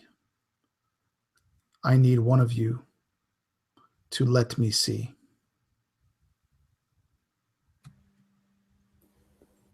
I don't know what you are looking for. I don't know what it is you hope to see. But I think, like you. I think I am a healer. I think I take care of people. I try to, anyway.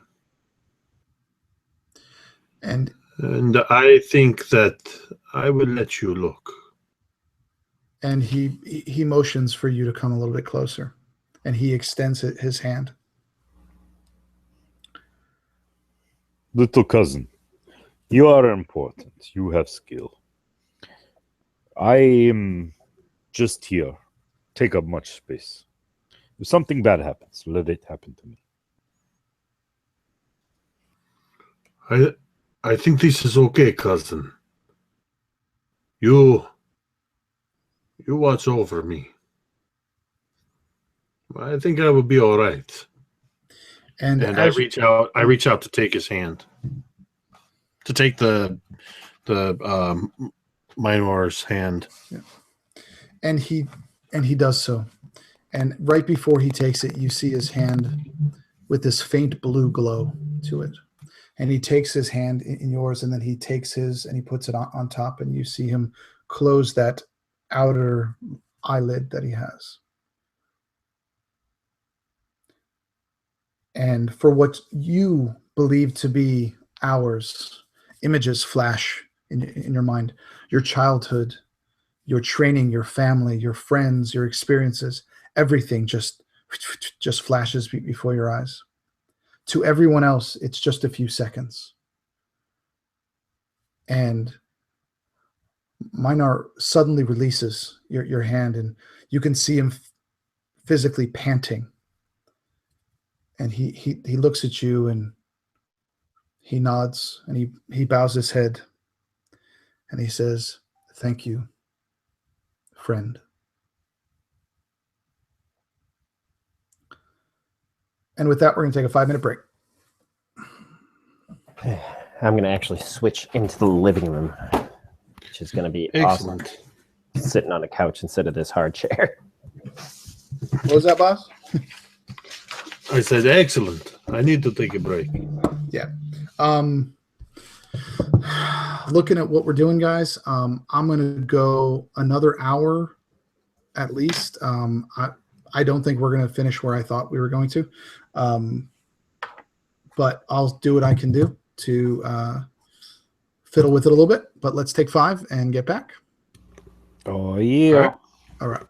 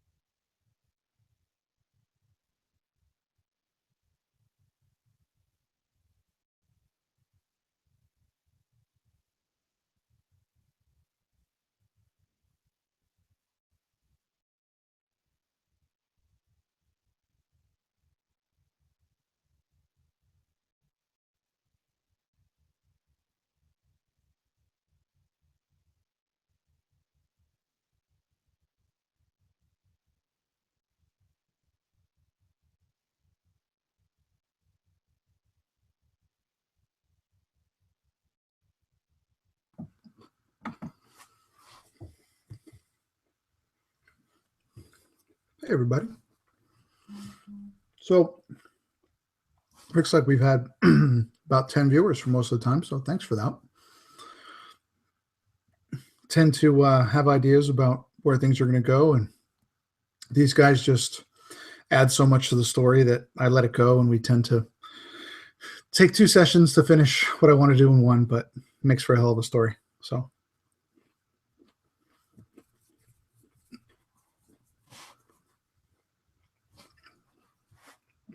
See if I can check the chat here.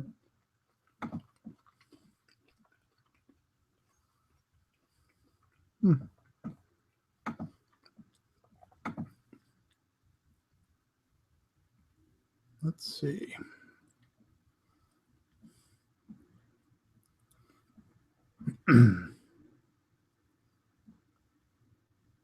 Whoa, that didn't work out.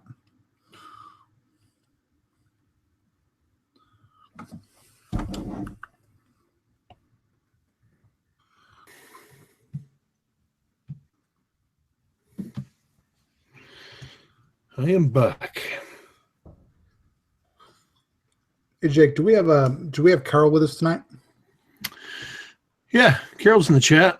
Good. Hi, Carol. Hope you're doing well. You're one that's been with us the whole time, and we certainly appreciate that. We appreciate what? So we appreciate what? We appreciate Carol Dunster. Oh, hell yeah. You know, Carol, you've never been in one of my games. I'm just saying. She played in my what the heck did I call that?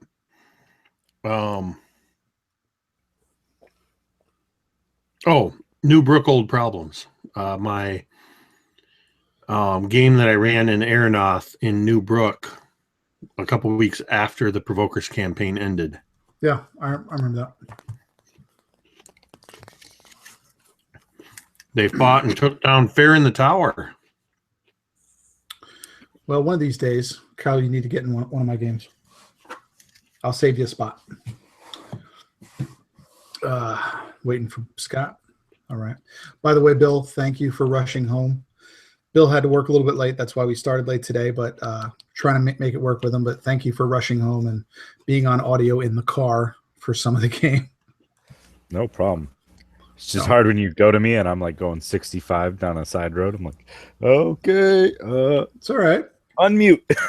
Well, I haven't had my phone for the last 3 weeks. So yeah, I got like a Android Note 7 or whatever hell it is.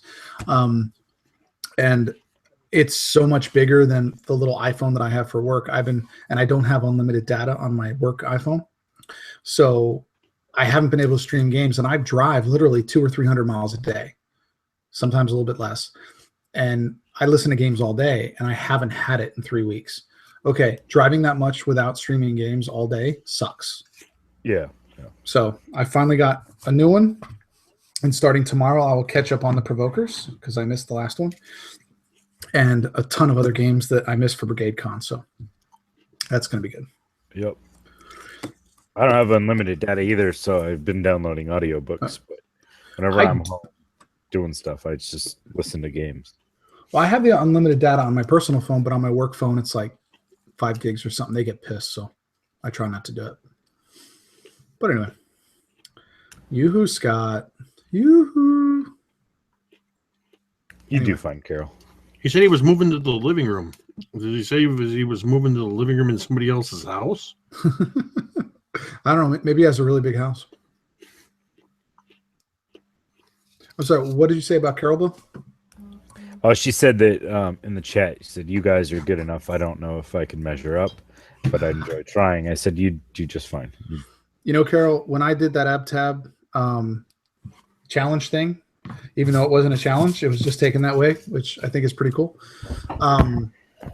The whole point of it was, when you play with people that are really narrative that help push the story along, you become better at it. You start to learn it, and you just get better and better and better the more you play with guys like this. So And any of these guys and a ton of other people in the community, just keep trying, keep getting in, and each time you get better and better, and you pick up something from everybody. You know, I'm gonna give a shout out real quick. We got the Mappernomicon hanging with us too. cool.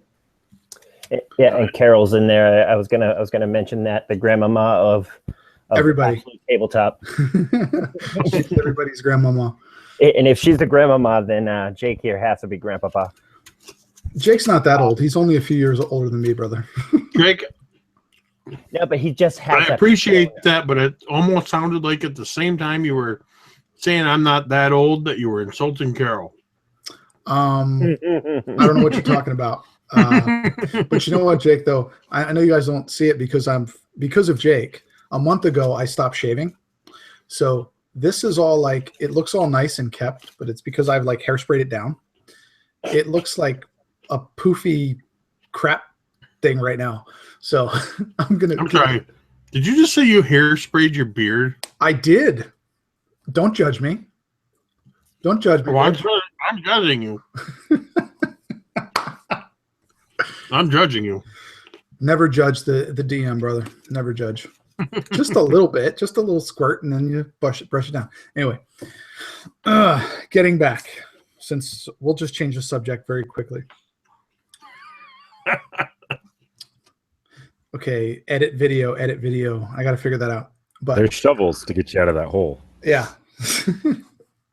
So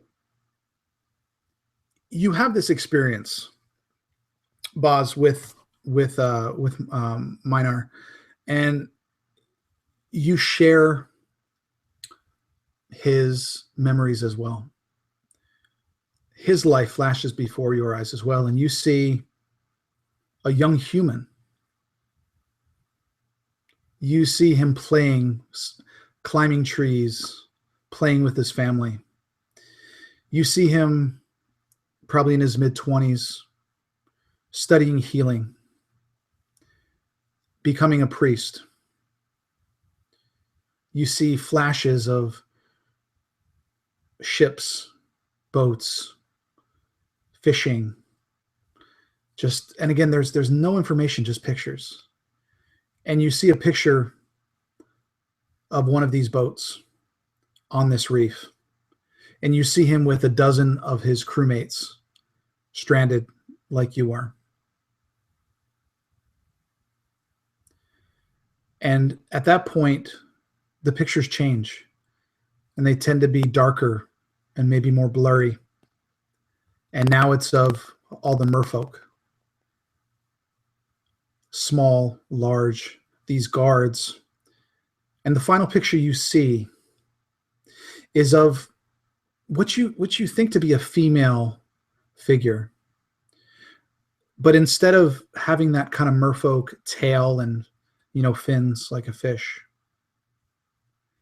it's a creature twice as large as Minar is, with tentacles out of the bottom instead of a tail or legs.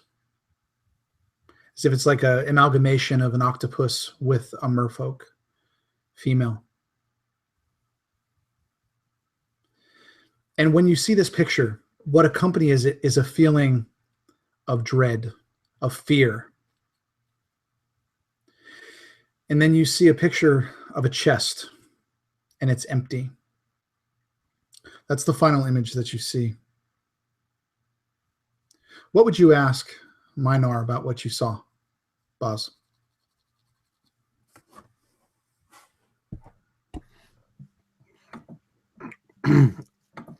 Would take a second, just kind of processing everything he saw, and then look back at Minar.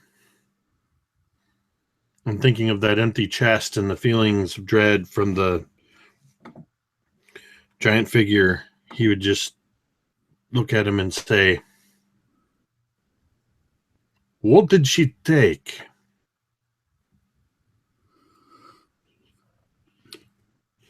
And Jake, just for your own knowledge, what you saw, the last picture in your mind was this.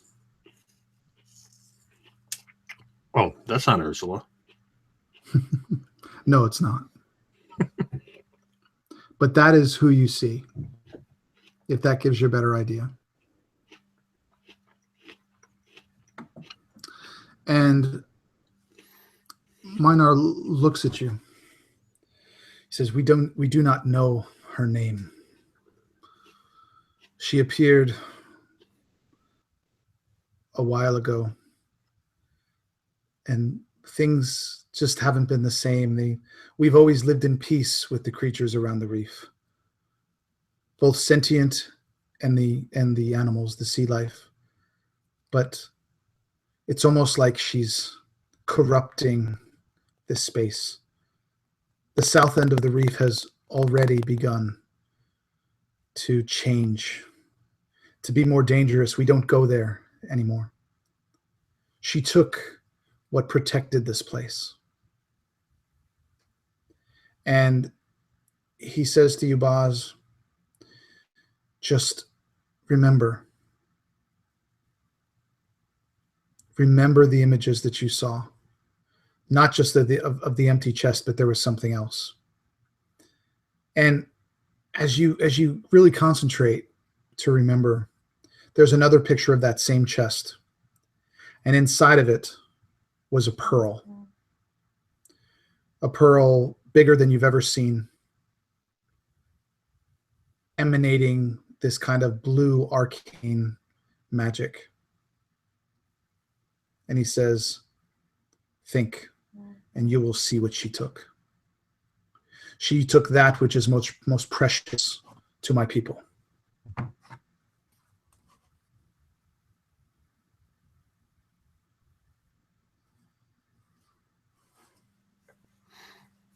And you want us to get it back from her? I have sent a dozen of my best men and a few others. None have returned.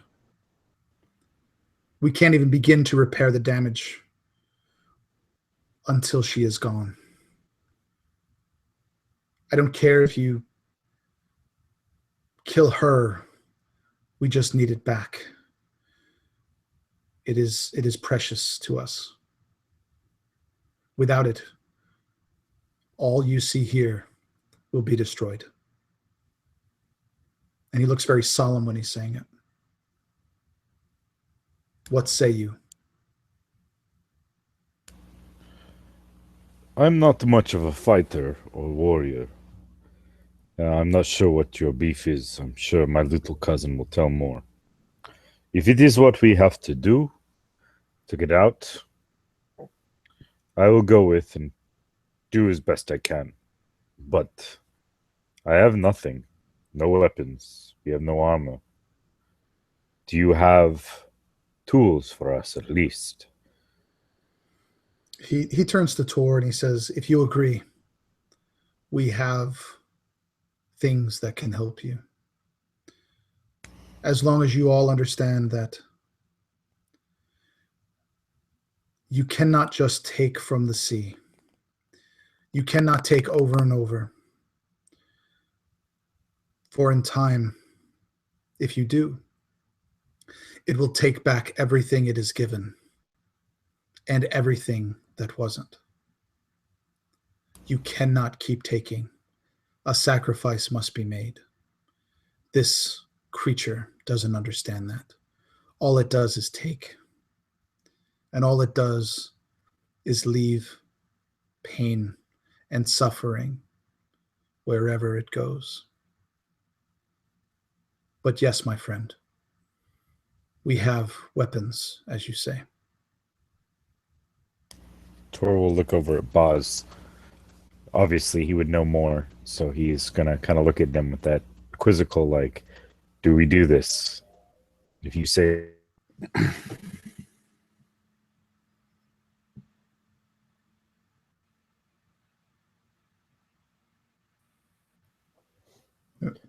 Well, as you said, there is a give and a take for everything.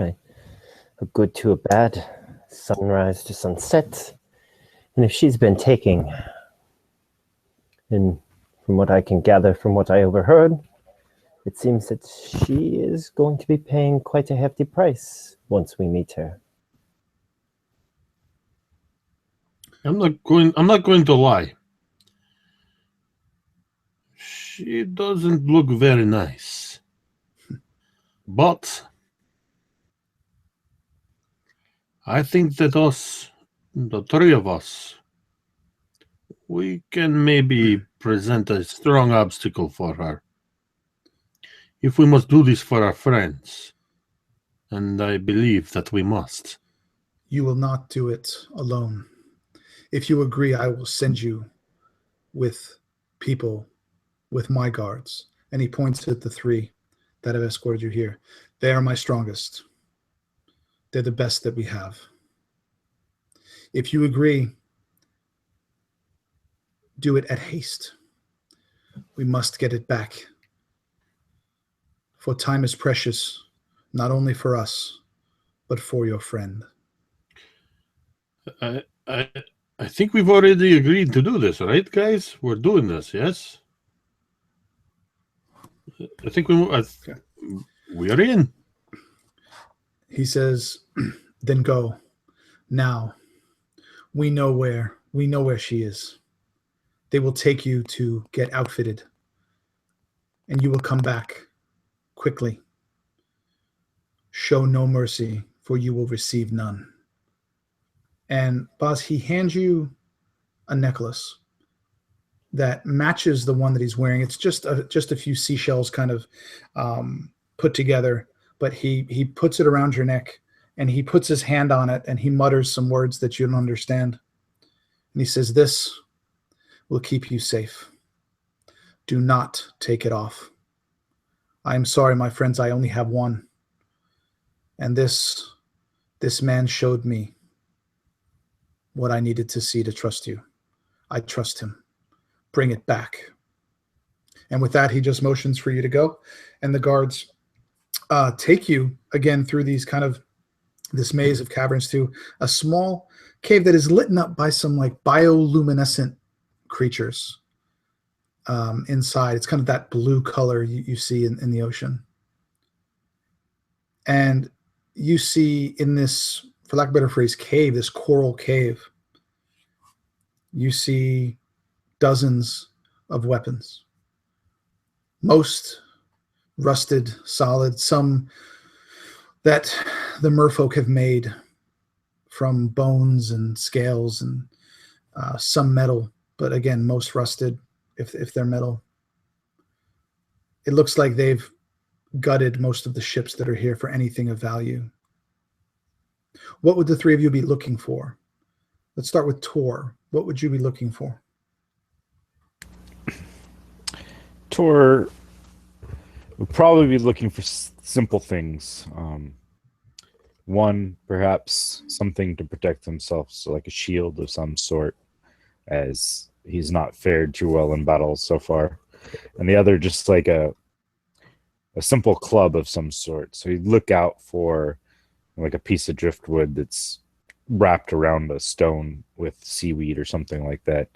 A mace of some sort that he can use with the shield if there is such a thing. Otherwise, just something big and mean.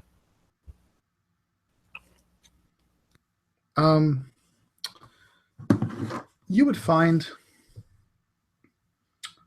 a rather small shield for someone your size, but definitely something you could keep on your arm. And it looks to be made primarily out of coral, with kind of that strange material that Minar had on his satchel, kind of where it wraps around the arm. You could grab that. That would be that could be equivalent of your shield. As far as a weapon, something the size of you, the closest thing that would be of your size would be a trident. And there are several of them strewn on the floor. This is a weapon that you could use in combat underwater and not be hindered with it. There's not a lot of resistance for that. And because of your size, you could use it one-handed. And if you do choose to take that, it would be a 1d10 piercing damage, Tor.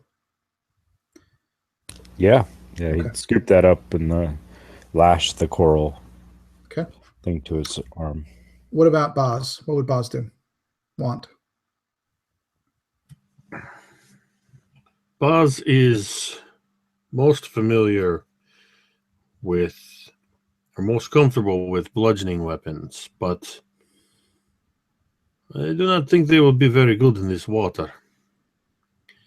So I think I will look for a spear, or perhaps a trident, but maybe not so big. Yeah, I think he's going to be looking for something that's going to cut through the water with as little resistance as possible. Mm-hmm. Either some javelins that he can hurl so he could grab like a few of them, or if the trident is something he could use, I think you could certainly get a spear. I think a spear would work fine, but it would be made out of like the bones of a large fish, or like a shark, or some type of a thing like that, and that would be a 1d8 piercing. But again, there are several of those little kind of buckler shields around made out of the coral. If you did want, you do see something that could fit you. That material that they seem to make everything out of, there is kind of a jerkin that you could wear, because right now you're just in your bare skin and your loincloth, as you said earlier. Right. So you could put that on, and that would give you kind of like a studded leather type of an AC. Yeah, I mean, if it's something that he can outfit with it for protection, I would certainly take that. Yeah. And yeah, I mean, that would be fine. So you could get a spear and you get a little buckler. Razir, would you be looking for another rapier maybe, or what are you looking for? Well, he has the rapier and like scimitar kind of the sawfish sword. Yeah, the sawfish sword and the stingray rapier. Yeah. At first he would have been kind of hesitant, like, I don't know how they're going to take to me having fishy kind of weapons. Like, maybe they thought I poached these from the sea, but seeing the array of weapons that they have in front of me, I'd be a little more content. If anything, if I was to upgrade the weapon, I'd just be looking for something that maybe looks a little more fine-tuned. Knowing weapons as a like a sword master kind of deal, he'd be looking more at the quality of the weapon than anything.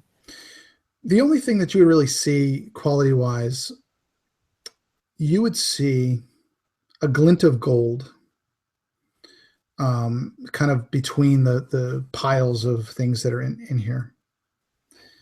And, gold is not going to corrode in salt water. It's just going to stay there. And this looks to be a long sword, but for some reason it is not corroding. It doesn't feel like gold. It's not that heavy, but there's something strange about it. But that definitely catches your eye as a more refined weapon. Would it be finesse? You could do it. It's okay. a smaller version of a longsword. So yeah, we could do finesse. Okay. And then other than that, he would just kind of be looking for any type of armor that he could get, not having any. He would pick up this sword and he'd kind of whirl it around in the water. Now this is what I'm talking about. This sings to me. And you would be able to find exactly what Boz did. Just that kind of cloth that's been treated somehow to make it a little bit tougher. It'd be the equivalent of studded leather, which is an AC of 13.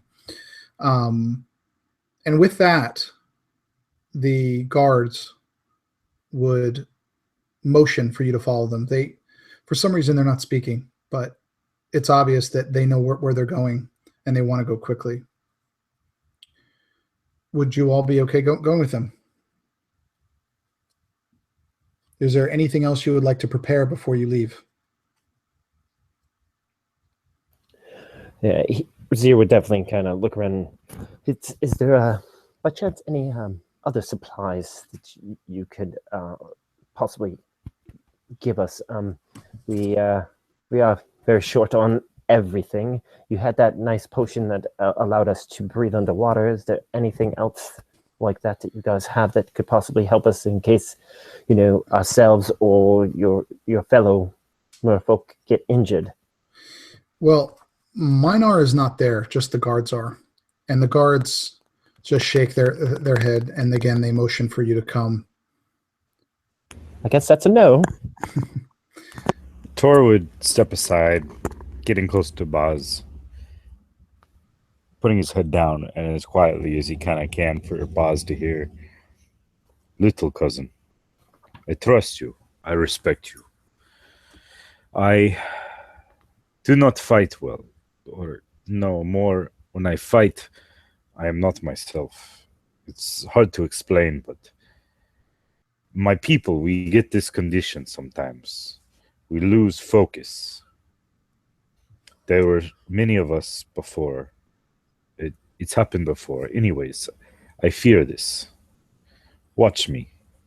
If we get in a fight and something goes wrong, and I don't know if I'll be able to stop or how to control. Someone should know. If I tell you, big cousin,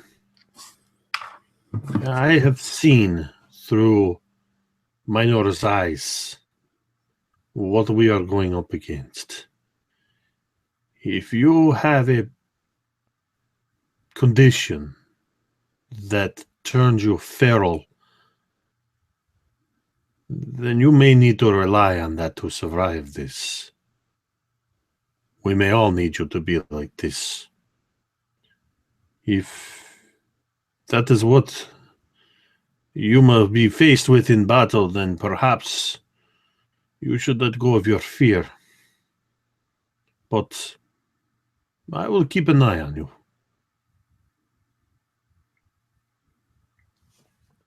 And with that, 3 of you are off. It doesn't take but maybe an hour or 2 of swimming to get there. And they point the light, you're getting deeper and deeper. The light is getting lower and lower and just doesn't seem as bright. They point to a looks like a hole in the bottom at the south end of the reef. This place is a labyrinth. None of you could get through it on your own. There's so many twists and turns and places to hide. But the guards point down and they quickly swim into that hole. And they stay at the opening and they motion for the 3 of you to come. Would you follow? Yeah. Yeah. You go in and the cavern, for this is the only phrase that I can use, spirals towards the top. The cave that you were in that held all the weapons and what you used as armor was nothing compared to the items in here. Every nook and cranny is filled with something, some treasure, some gold, some gems, items, things that have been taken. Something like this would take decades to fill. And sitting on what looks to be a captain's chair, like a sea captain, in the middle, you see the creature. And she looks up at the 6 of you. And you see her eyes glowing red. And she says,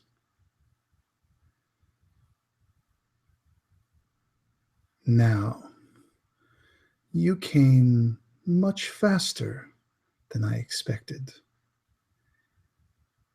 Did that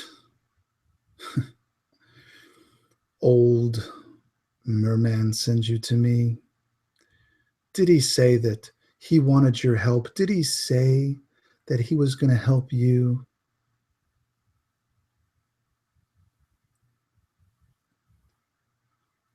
How'd you guys respond?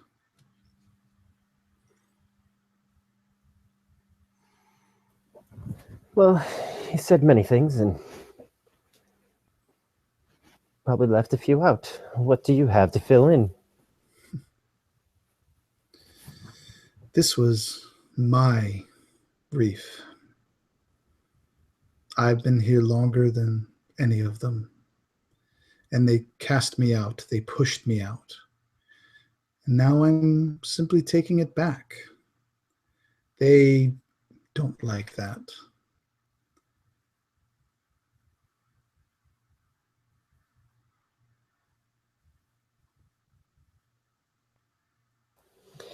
How is it that we can believe you over him? Oh, I'm not asking you to believe me. Whether you believe me or not doesn't make it more or less true. But I'm sure you believe the old thing. He can be quite convincing. But I can promise you that I can help your friend more than he can. And she laughs. Just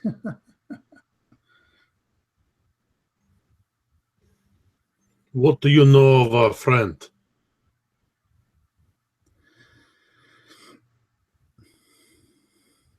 probably more than he does. Did he give you that spiel about you can't keep taking from the sea? Did he give you that line the way he gives everyone?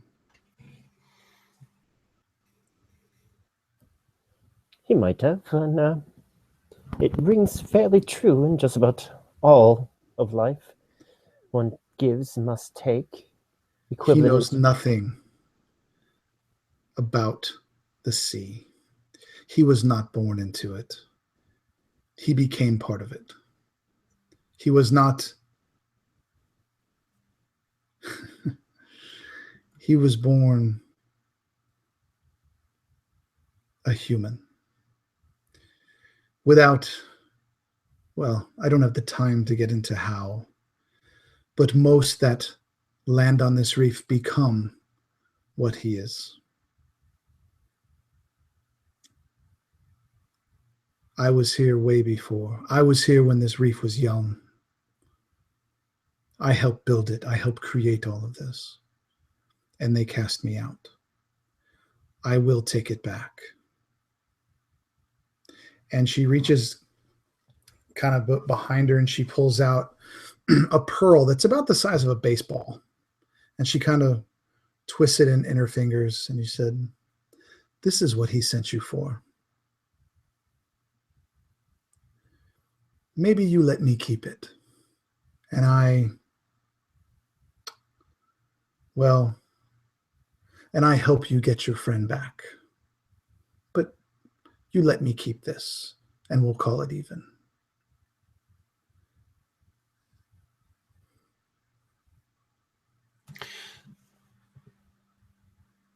Boz is trying to look her in the eyes this whole time. And he doesn't like her at all. The way she talks, the way she carries herself, her arrogance. And as he's looking at her and listening to what she's saying, seeing the things she's seen, Tor and Razir have merely trusted Boz based on what he's told them.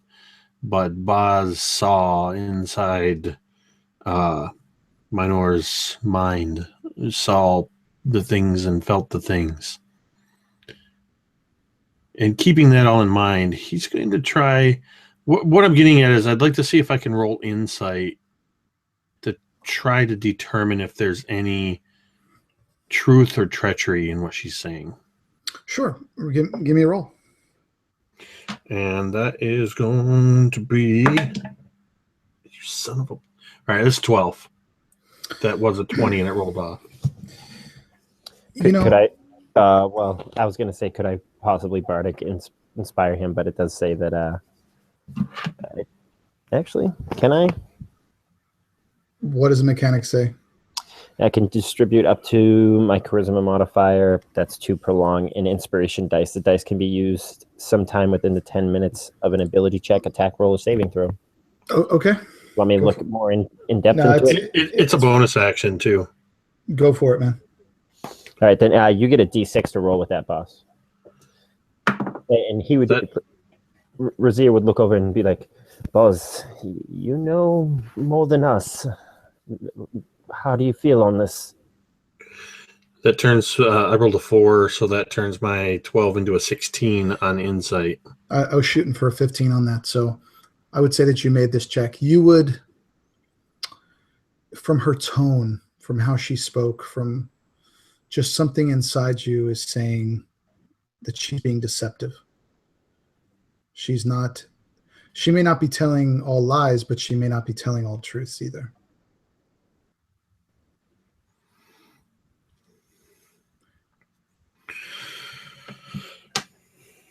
I don't look away from her as I was staring her down, and Razir asks what I think of this. I don't look her down, but I say, she's not giving us the whole story. She is holding something back. And as you say that, you feel the motion in the water as you feel it begin to churn, and you feel a slight current pushing you guys around. Just, you can fight it and stay where you are, but as this happens, those 3 guards charge past you, swimming, beating their tails as fast as they can, tridents extended out towards her, trying to impale her on these. And as they get closer, you hear her cackle. It's like this maniacal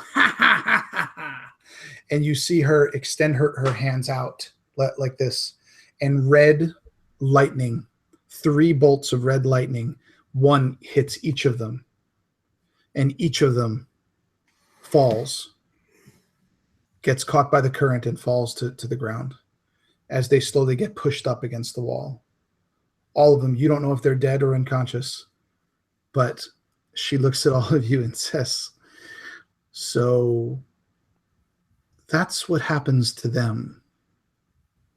Are you sure you want to take that chance? I'm offering you a much easier way out. Don't be stupid. And she gets very serious at that. Boys, when have we ever done anything stupid? Pretty much everything. I think what we're about to do next will be very calculated. And with that, he will begin to raise his hand to cast a spell at her. I will give you that. You can do this one, and after that, we will roll initiative. So he simply raises his hand as if he's going to... he's actually raising it kind of like he's going to say something to the guys or motion to them. And he just suddenly twists his hand and shouts, Voldenjaviach! And just pure, bright, radiant light shoots from his hand toward her. And that is a guiding bolt. That's a 19 to hit. That hits. Yeah, and she's going to take 17 points of radiant energy right in the chest. Damn. So what does this radiant bolt look like as it hits her chest? What does it do to the surroundings around her? It actually looks like it starts off as a bright in his hand, almost like a bright white light, but it quickly leaves his hand, just filtering like through reds and blues, looking almost like an unstable energy bolt, almost like lightning. And it creates an instant strobe effect with the churning of the water. Everything just kind of flashes as it's cascading through the water toward her and strikes her in a bright flash of blue and red. And just all around us, the debris in the water, each of us is like a staccato blast of images, like a rapid fire camera in stop motion, just Awesome. That's awesome. Bill, what would you do seeing this energy blast that is, I mean, as you heard described, what would Tor be doing with this? The minute Tor saw these guards that were sent with him get struck, the words the boss had said to him that he should let go, that he should allow this inner beast out, started to take over already. And now seeing Boz strike this woman, he knows that it's on, and he doesn't reach for the pouch this time. And his eyes kind of glaze over, and he loses himself, and he lets out a scream and starts charging at her. As with rage, he has no ability to control and will strike out with his trident. And that's a nat 20. Awesome. Okay. Roll your damage and double it. All right. So am I adding modifiers and rage stuff and doubling that, or just the damage die add modifier? Just do your damage, double it, and then just add your extra stuff to it. That'll be 20 points of damage. 20 points of damage. So, okay, so you start raging and you rush in with this trident and this buckler. As you just I would assume pierce through. What does this look like? Describe this to us. So he charges forward. It's totally just hatred filling his face. He knows nothing, but there's a target, and this woman is it. And he lunges out with the trident. He's not fully familiar with it, but I'd say he catches like one of her tentacles and just skewers it, tears it back, probably chunks of flesh coming out with the barbed prongs of the trident as he does. And just that anger, that hatred in his face, almost frothing as best he can underwater, frothing and just holding that trident ready for the next jab, ready to go back in again. Awesome. Okay. She is going to go, and she is going to just look down as you're basically tearing one of these tentacles off of her. And she is just going to look down, and just the surprise on her face at the force and ferocity that she was just impaled with this trident. And she would look, and those eyes would again burn bright red. And she would say something to you, almost like a whisper, Tor. And I need you to make a wisdom saving throw for me.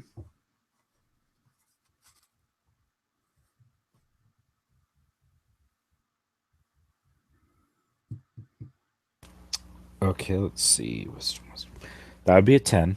So I'm assuming that fails. Yeah, I need you to make a 12. You are all of a sudden overcome with nothing is more important to you than keeping this creature safe. Your friends are trying to hurt her. You know that. You will do everything in your power as hard as you can to protect her.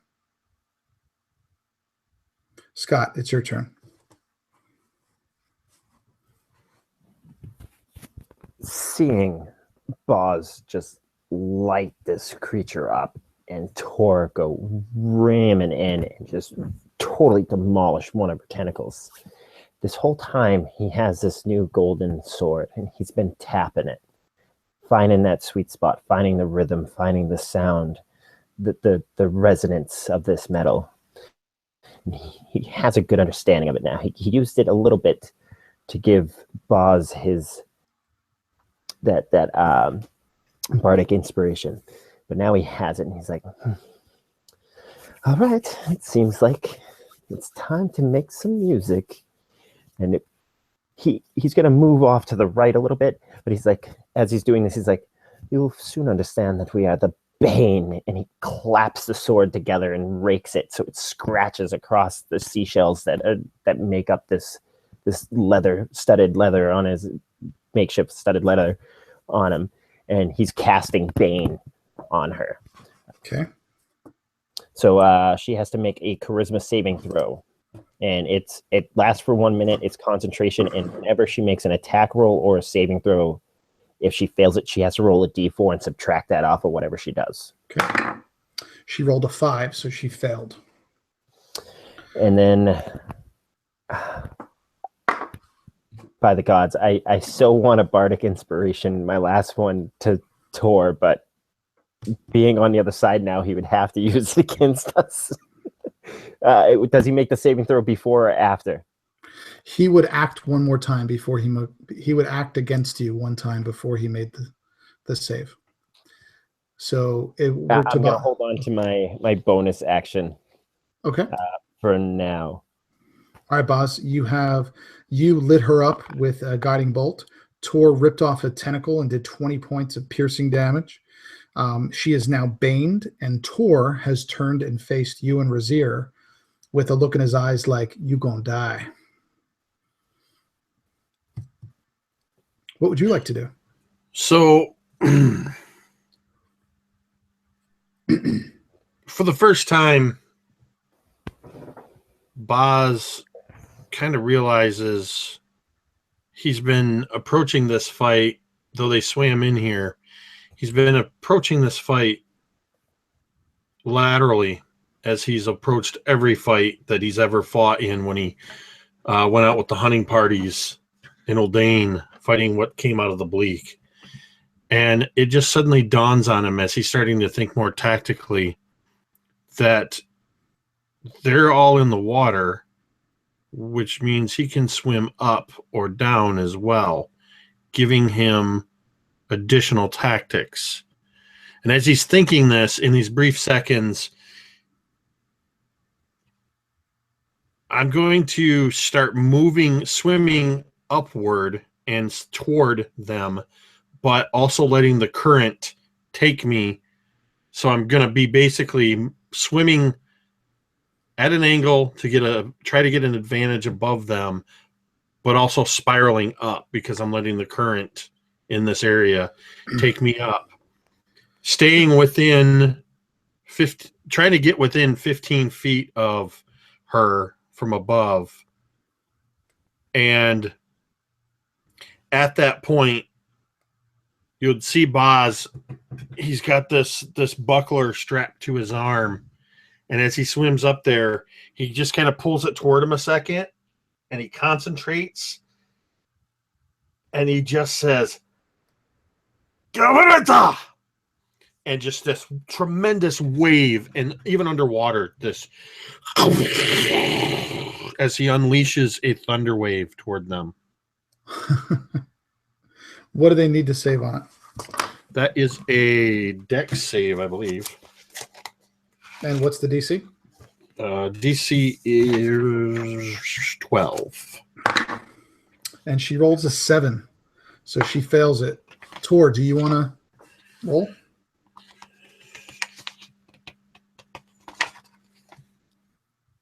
Yeah, just looking. Sorry, Drake. That's a Constitution saving throw. Well, either way, she rolled a 7. She's going to fail. Right. Then that's a 17 for Tor. So Tor would make that.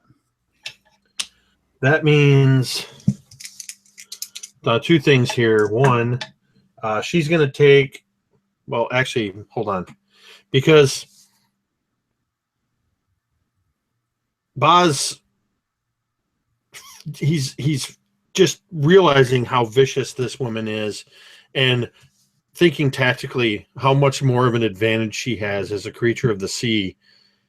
They're fighting on her turf and her territory.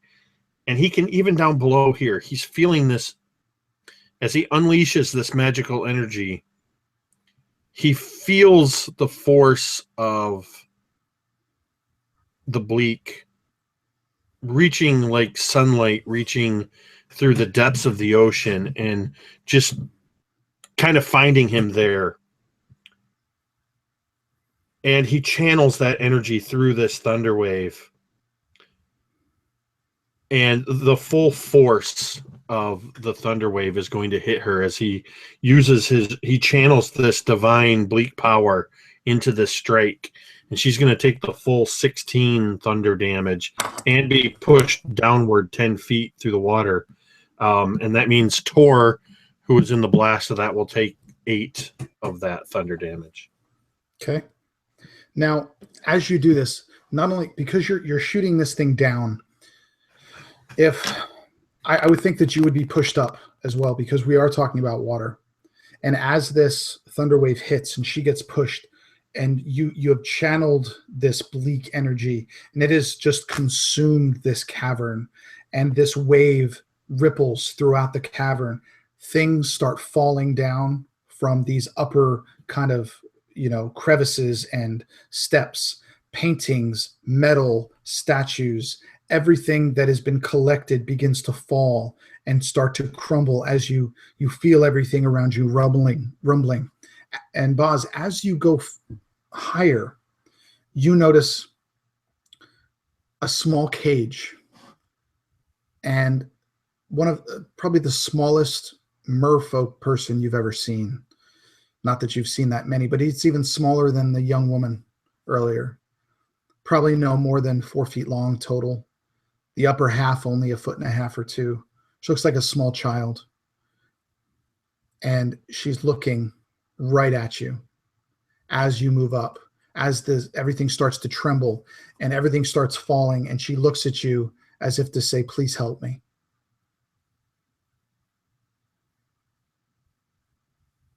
You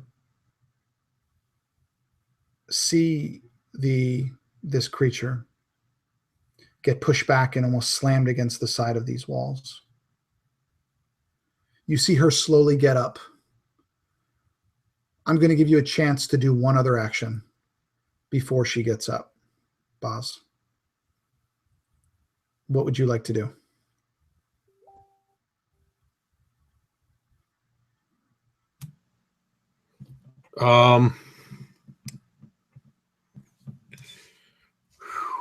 So I have one extra action. Because you are probably 30 feet up right now, you're probably 10 feet away from this kind of makeshift cage with this small merfolk woman in it. And she is pushed against the wall, and everything in this cavern is beginning to shimmy as the current hits it, as that wake of this thunder wave hits. Everything begins to fall, and everything starts collapsing. So I think seeing her in this cage and seeing how close she is and the advantage he has, having pushed this tentacled lady away, I think he would use his newfound swimming prowess to dart toward her as quickly as possible towards this cage to try to secure it or open it or whatever. You could probably open it. It does look rusty. It is metal, but a nice hit with it. You have much more strength than the small creature inside. Would you want to try to open it? Yeah, absolutely. Okay. And as you open this very faint voice would look you in the eye, and she would say, "Take the pearl and get out. Get the pearl." And she would swim down as quickly as she could. Next up is going to be Bill. Because she is slammed against the wall, she's going to roll her concentration check with disadvantage to see if you're still charmed. And she rolled a natural 1. So not only is her control of you gone, you are right there, able to basically probably 5 feet away from her, in range of whatever you have. And she looks up at you as it is your turn, and she looks surprised, like wide-eyed, with those glowing red eyes. What would you do? Tor would turn on her. That primal sense of him, even more angered now that she tried to take advantage of him, of his weaker mind, and he wants revenge. And he is going to swim closer to get his attack off. He's going to throw caution to the wind, as in this rage he has no ability to control himself, and he's going to recklessly attack. Okay.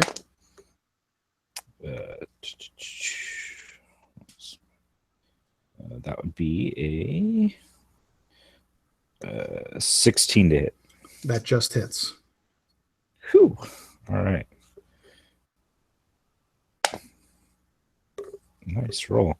And that would be for 13 points of damage as he stabs at her again with his trident. Is there anywhere in particular that you would be aiming for here? Probably more going for center mass this time, his anger taking control. Okay. So I would assume belly area. Okay. It's a good jab in there. You notice as you do that the water around her is becoming black. Like it's the blood that is now pouring from her ripped off tentacle and from her pierced body from the damage that you have done is starting to make it difficult to see her. Scott, what do you want to do? As this blast comes down and Tor gets his senses to him, he turns around, he realizes that he doesn't have to worry about his friend who had just turned on all of them with evil intent in his eyes. And he's like, and the song continues. And I'm going to swim in on the right side of Tor, trying to almost flank her kind of deal. Mm-hmm. And I realize that we aren't going by the flanking rules, which is fine by me. And I'm definitely going to straight up attack her once at least. And as that one falls on the floor, looking at a 17 to start. So he comes swimming in and he's going for another one of the tentacles. And he slices deeply in. And as this happens, I'm going to use going to give Tor my last bardic inspiration and feed and live off of her screams. And that's it. I'm looking for a D8 here. There we go. 8. Looking at 13 points of damage as he just slices this new golden blade in and uses the sound of the blade slicing through and her agonizing scream to bardic inspiration Tor. So you got a D6 there, boss. Sorry. Okay. So with this damage, it sinks in, and just this kind of black ichory, almost fog begin to get on the current and swirl around and around this cavern. And you see her look at all of you, and she says, "You know nothing. You think you have won." And her laughing just gets louder and louder and louder as she begins to grow and expand bigger and bigger and bigger, almost doubling in size within the first few seconds. And you can see her tentacles puffing up and her arms puffing up and her body puffing up. And each time that black ichor is getting darker and darker and darker. And at this point, those 3 guards that were seemingly killed earlier kind of come to, and they see her, and all of them make a beeline for the door, and they motion for all of you to go. What would the 3 of you like to do?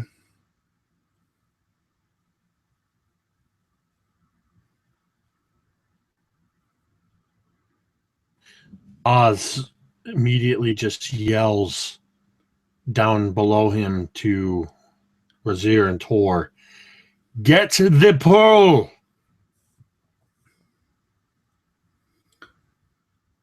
And Razir, what would you do? Hearing this, he would frantically start looking around. Where is it? I can't see it. There's too much ichor in the water. And Tor? I don't know if Bill's still there. Well, we'll just go with it. Sorry. Son came into the room. I was no, it's fine, dude. We all got kids. It's not a problem. We'll just keep going. So as you say this, Ross, and like I said, with that roll, you're just not seeing it. But what does happen as you call this, as you say this out loud, Boz, you notice this small creature swimming down as fast as she can.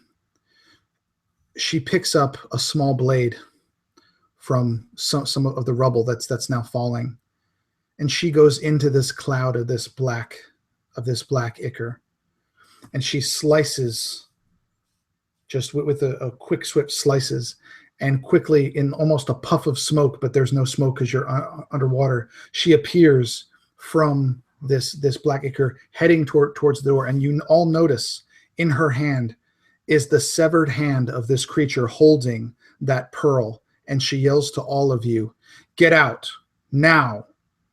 And she just goes out. What would the three of you like to do? Hey, I'll let everybody else go. I know what I want to do as I leave. Okay. Would Tor and Boz, would you guys go? Would you follow her?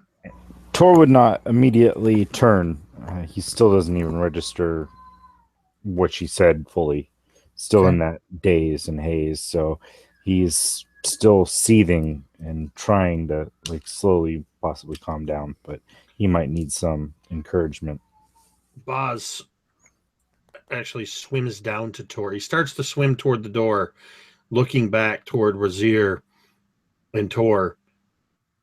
And then he sees Tor struggling, still in this daze of whatever it was that he let take over himself. And Boz quickly swims right up to Tor's head, which I imagine is nearly twice the size of his own. And he places an arm, a meaty hand on the back of his neck and pushes his forehead to his own. And he says, "Big cousin, I know you are there. We must go now." And he turns and starts swimming toward the door and pulling on Tor. Tor would react. His first initial reaction would be, "Ah!" And he'd kind of bring the trident and then freeze. Yes, cousin. Shake his head. Yes, cousin. Let's go. And he'd start swimming after him. And Roz, what do you want to do, Razir? As this whole place seems to be crumbling down. Coral is breaking apart, and it's getting hard to see from the ichor and the coral that's just flaking off and disintegrating in the water. But Razir can see the exit, can see his friends ahead of him. And as he's swimming, he slowly turns around and starts almost backpedaling, swimming backwards. And let's see if we can't sing you a little lullaby, as he kind of scrapes the swords along, making high-pitched, almost like lullaby noises as he's swimming backwards, kicking. And I'm literally casting sleep. I already pre-rolled, and it's 30 hit points worth. Then that would be successful. But as you go out and you cast this, and you see her eyes that are glowing red close, the reaction doesn't stop. As you see her close her eyes for a final time, you see her head bob and her body kind of go to the side. As you exit and everything begins to crumble down, the last thing you see is this creature just exploding and just pushing everything off to the sides as this cavern of coral and oddities and everything just and there's a burst of like a wave that comes out of the entry and forces all of you out. The 3 guards and the small girl are already out. The 3 of you are with them. You wait a moment or two to get your bearings. You check each other, making sure that there is no one unhurt. And the child comes over to you, Boz, or the small female comes over to you. And she says, "Thank you. Thank you for letting me out. I tried to get it myself, but I couldn't do it alone. But I have it now." And she shows you the hand of this creature. She said, we need to bring it back home. We should do that. Would the 3 of you go?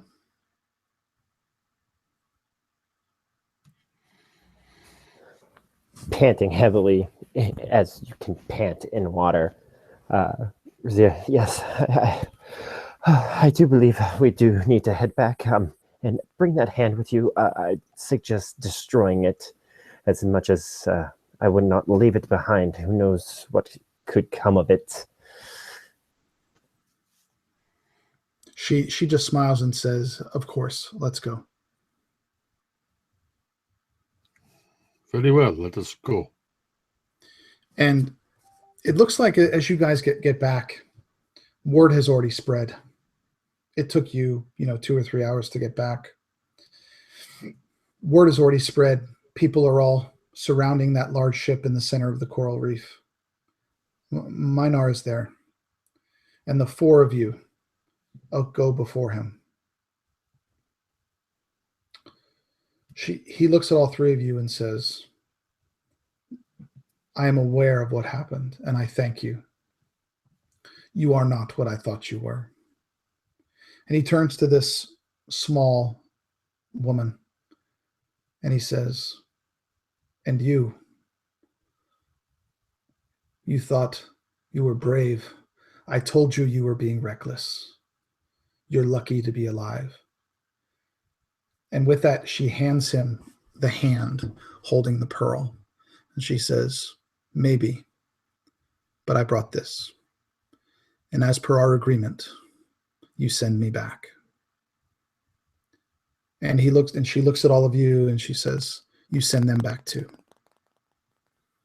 And Minar kind of nods, says, "Of course, we had an agreement. You have fulfilled your end. I will fulfill mine. The only thing you must pass through is the maw. Celeste can explain more. But the only way to get to where you need to go is to go through the maw. Remember what I told you. Listen to what she says, and you have a chance."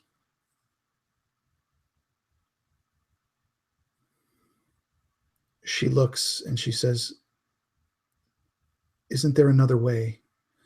And he says, "No, my child. You know there's only one way. Get back up to your ship. We will give you enough provisions for a few days. You can get through it. Don't lose faith." And when he says that, Boz, he kind of taps you on the shoulder. Never lose faith. And with that, he very quickly leaves. He's obviously, happy with what happened. And except for the guards, the 4 of you stand there. And this girl that you know to be Celeste begins swimming forward, and she looks at you and says, "Come, we have to go. We don't have long." What of our friend? That's why we don't have long. We must get him. And if you're down here much longer, you're not going to survive. What you drank only lasts so long. It'll be over soon. And if you stay down here beyond that, you won't change back. And she motions for you to go up. You don't have to tell me twice. And let us get out of here. And as you guys go up there, you've noticed that, again, everything has gone so quickly. Your boat, there are 2 more barrels in your dinghy. It has been outfitted with just some cloth and some rope. And you've been given, or she has been given, a small kind of flask, kind of looks like for fluid, or like a decanter. And she pulls herself up onto the boat, as you all do. And almost at the instant that you break the surface, you feel that same burning in your legs and your hands and your neck. You feel everything changing back as you spit up some water and you begin to breathe the air again. You see that Halimar has already been brought back to your boat. He has been dressed. He has been covered in jewelry from these merfolk. And it's almost as if a force guides this boat as you get in. It very quickly leaves this reef, pointed in a direction to the south. This young woman, Celeste, takes a seat at the bow. Halimar stays in the rear. And the 3 of you sit in the middle as well as Ryan. Ryan hasn't said a word. He keeps looking down at Halimar. But none of you understand. The boat keeps traveling for a few hours. And she says, the girl finally speaks, and she says, "We have to go through the maw. There's no other way. And I think I don't want you to be scared. I've been through it before." And she just kind of looks down, and she looks very sullen when she tells you. Razir would look up at her. "Hun, if you only knew what we'd been through so far, I think we will be okay." You've never been through something like this. This is different. And you could see her eyes kind of widen, and you begin to hear a rumbling. And you see in front of the ship kind of steam rising, kind of looks like steam, like a waterfall type of thing. And you're heading straight for it. You come closer and closer, and the sound gets louder and louder. And you kind of cross the threshold of kind of like a waterfall. And in it, you see several hundred yards across a whirlpool, just swirling around and around and around. And at the bottom of this whirlpool, all of you very clearly see this. Let me show you real quick. See if I can zoom in for you.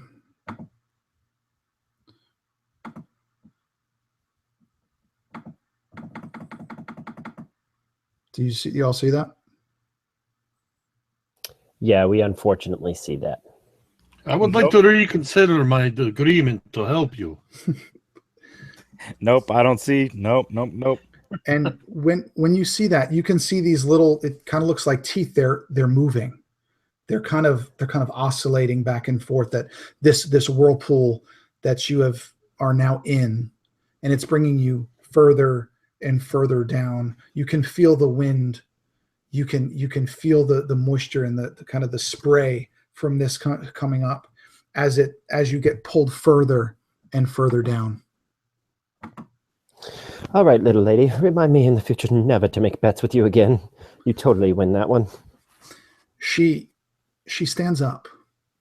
She doesn't look nervous. And she walks over to where Halimar lays. And this is the first time that all of you have seen, really looked at Halimar. Most of you have been avoiding it, except for Boz.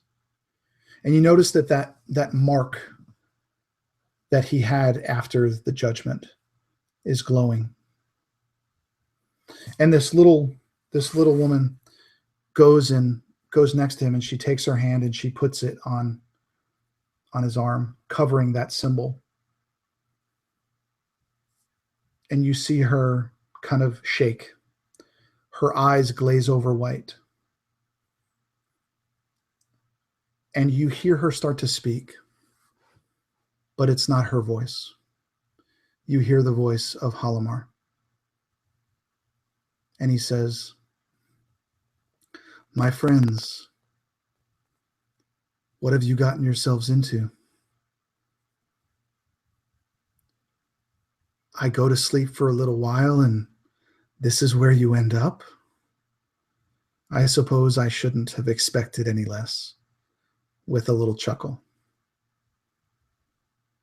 And he looks at you, Razir. He says, "Why so glum? You just saved an entire people. Why do you look so sad?" It seems I may be losing a friend. We all lose friends. People in our lives come and go. But understand that what you taught me, I'll never forget. You taught me that it wasn't about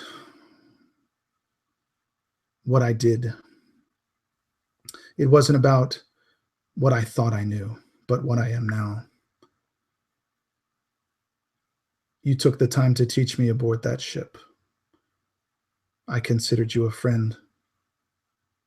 More than anyone. You gave more to me than anyone has. And for that, you will always be my friend. And he looks to Tor. And he says, "You never did get the game of Sindar very well, my friend. Maybe you're not made for something like that. Sometimes having the little fingers," and she waves her fingers up like this, "helps. But one of these days, you'll figure out the elven game. But to you, I say, stop holding back.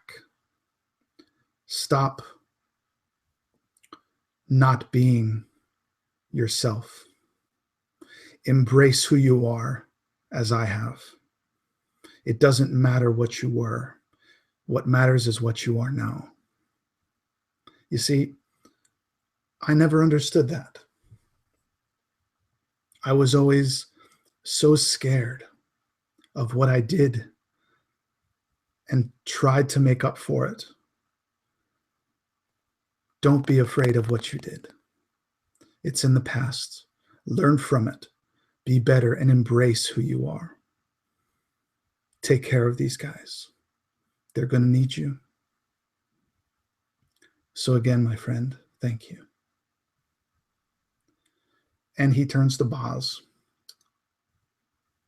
And he says, "Do you remember what Manar said? You can't just take from the sea. You have to give back, or she will take everything." Do you remember when he said that?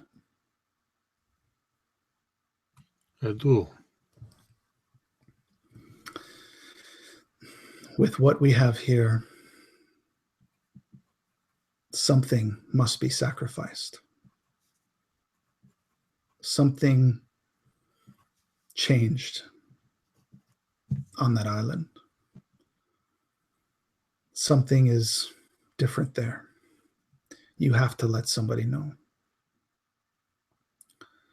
I met face to face with something that I can't explain, but I want to go back there. I'll miss a lot about you, my friend. You were always the wise one around here. Even though I was hundreds of years older, you were much like a father to me. And for that, I thank you. So, my friends, I suppose this is the moment. All of you have been like brothers to me. And the only way out is to give back to the sea. So thank you. And goodbye, my friends. And with that, she takes her hand off, and you see her kind of like she almost scared herself, and she blinks her eyes, and her eyes go back to normal. And you see Halimar take one final long breath, just, and then you see his body just go limp. But the one thing you do notice, Boz, is that symbol that was on his shoulder is now on Celeste's hand. And as if some other force was at work, the body of Halimar begins to rise and lands in the water. And as the boat goes around and around and around, eventually Halimar's body goes into that maw, and almost instantly it closes. And the water begins to fill. And everything, after a few moments, calms. And Celeste sits on the front of the boat sobbing. And the three of you hear one last time, "Forever my brother, forever my friend." And that is where we'll end.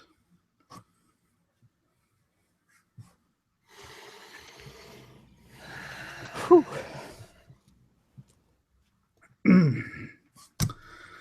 Whew, well then. That's some good stuff. Yep, very good, man. So for anyone who is watching, Brian Volver had to drop from the campaign for some personal reasons. And I wanted him to go out in a way that was respectful, because he did put a lot of work in to get this stuff going and get started. So I wanted him to be able to say his goodbyes to all of you. So I hope that did him justice. Accidentally, dude. Accidentally. Accidentally? You accidentally did it justice. You Yeah. didn't, like, without even trying, man. You totally did it. Good job. Yeah. Sorry. That's kind of an emotional thing, actually, for me. Yeah, that was some. I actually found myself getting caught up in the moment, like watching that, like it was a movie going on, even going beyond what we already knew, kind of behind the scenes. That whole transition scene there was very nicely done. And so taking Brian's place will be a lady by the name of Amanda Brandt. She will be with us next session, playing the halfling female of Celeste. So, anyway, guys, talk or do something. I need a minute. Oh, You need a minute, dude. Like, I was kind of like, oh man, like, dude, this totally sucks.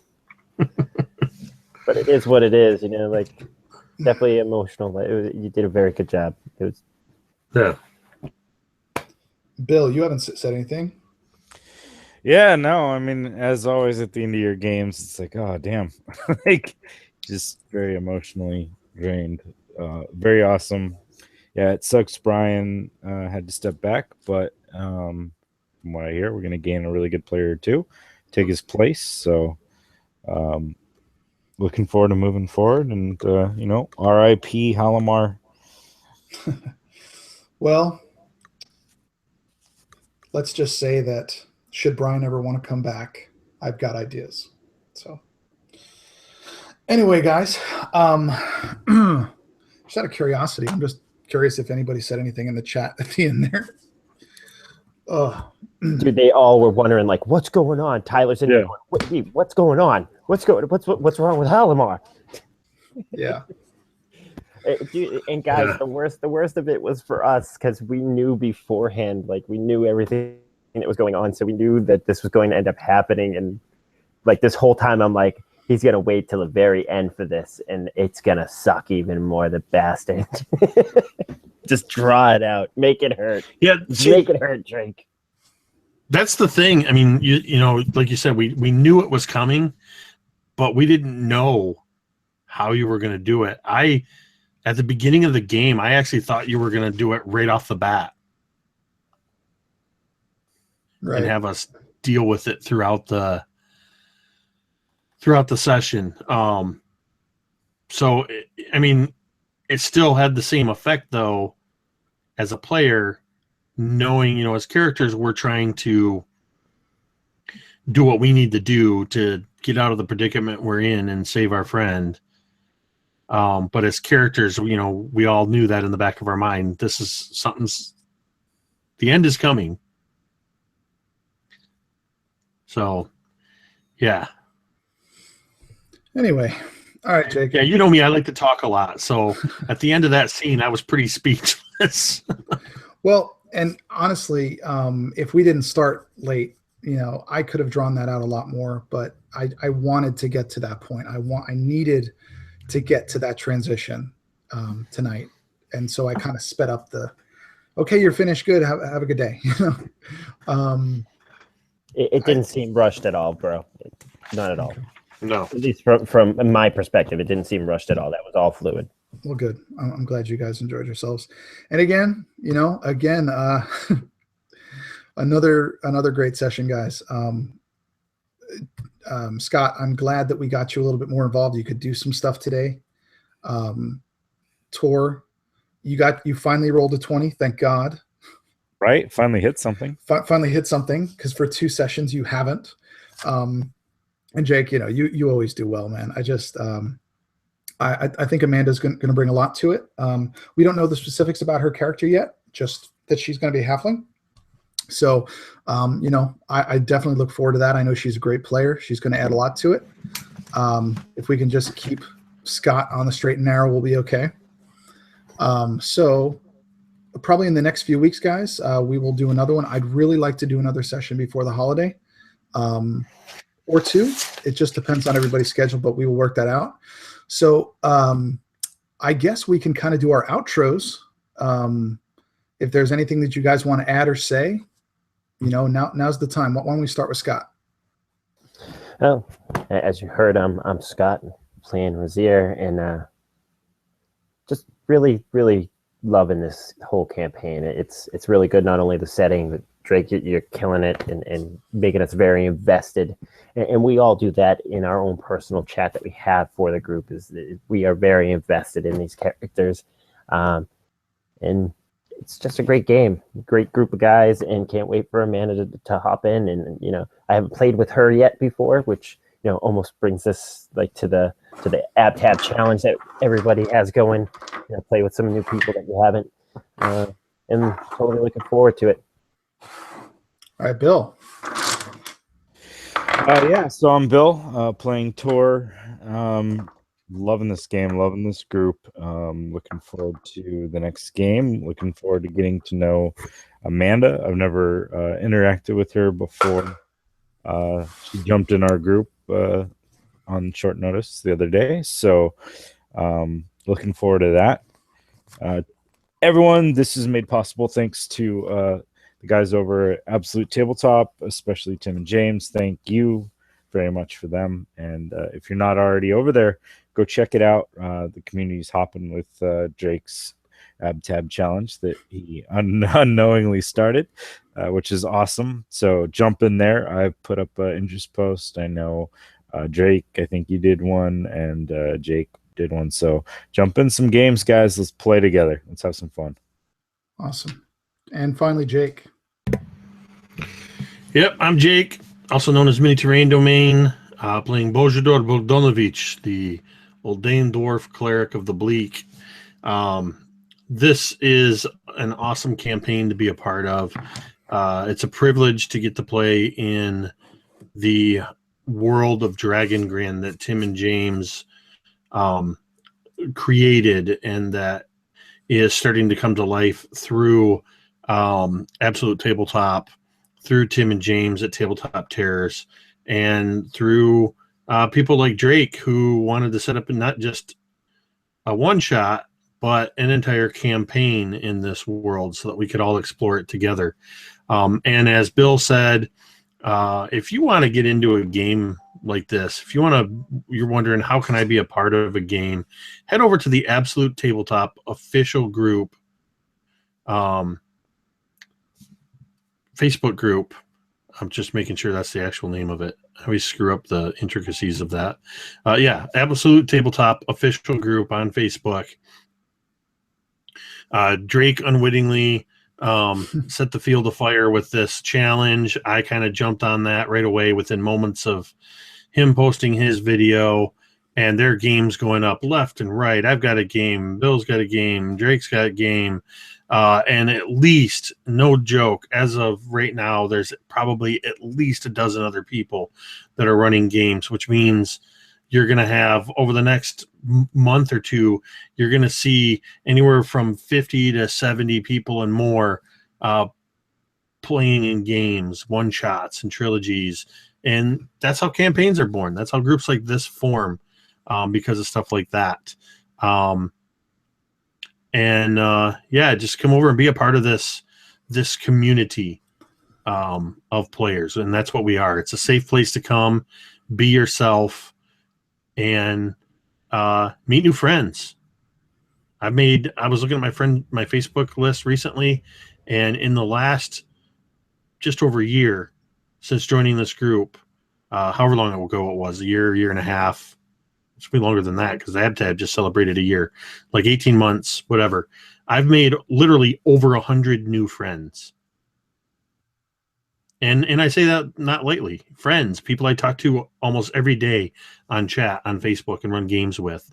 So come be a part of our community. Absolutely. And like they said, guys, I had no idea. I was responding to Tim Carney's post. I issued the challenge, but more just challenging us to be better. And that's all we're trying to do, to be more inclusive. So everything that these guys said, go to the Ab-Tab group, check it out, run games, play games, enjoy each other, have fun, and just be a part of something amazing. That's the great part about all this, especially in the Dragongrin setting. There's so little that's known. We can create it. And it doesn't matter if it's different than their Dragongrin. Your Dragongrin is whatever you want. And I'm blessed, so blessed to have great players that make it happen. I couldn't do better. These guys kill it every week. And I'm just very lucky to have players like that. Amanda, word to you. I hope you're up to the challenge because you got a lot to follow up. But I think you'll do fine. That's why I asked you. So Anyway, guys, this is Drake with the RPG Construct. Again, if you like what you see, go to my channel, subscribe, like this video. I'm trying to get more content and more subscribers to it. So I think it's about 1 o'clock in the morning for everybody. So they probably hate me. I'm sorry, Jake. And I think we're going to call it a night. So thank you for watching. The 6 or 7 people that stayed the whole time tonight, thank you so much for watching. Carol Dunster, you're awesome. You're always here. We love you. Just want you to know that. So anyway, guys, this is us. We are signing off. You guys have a great night. We are out.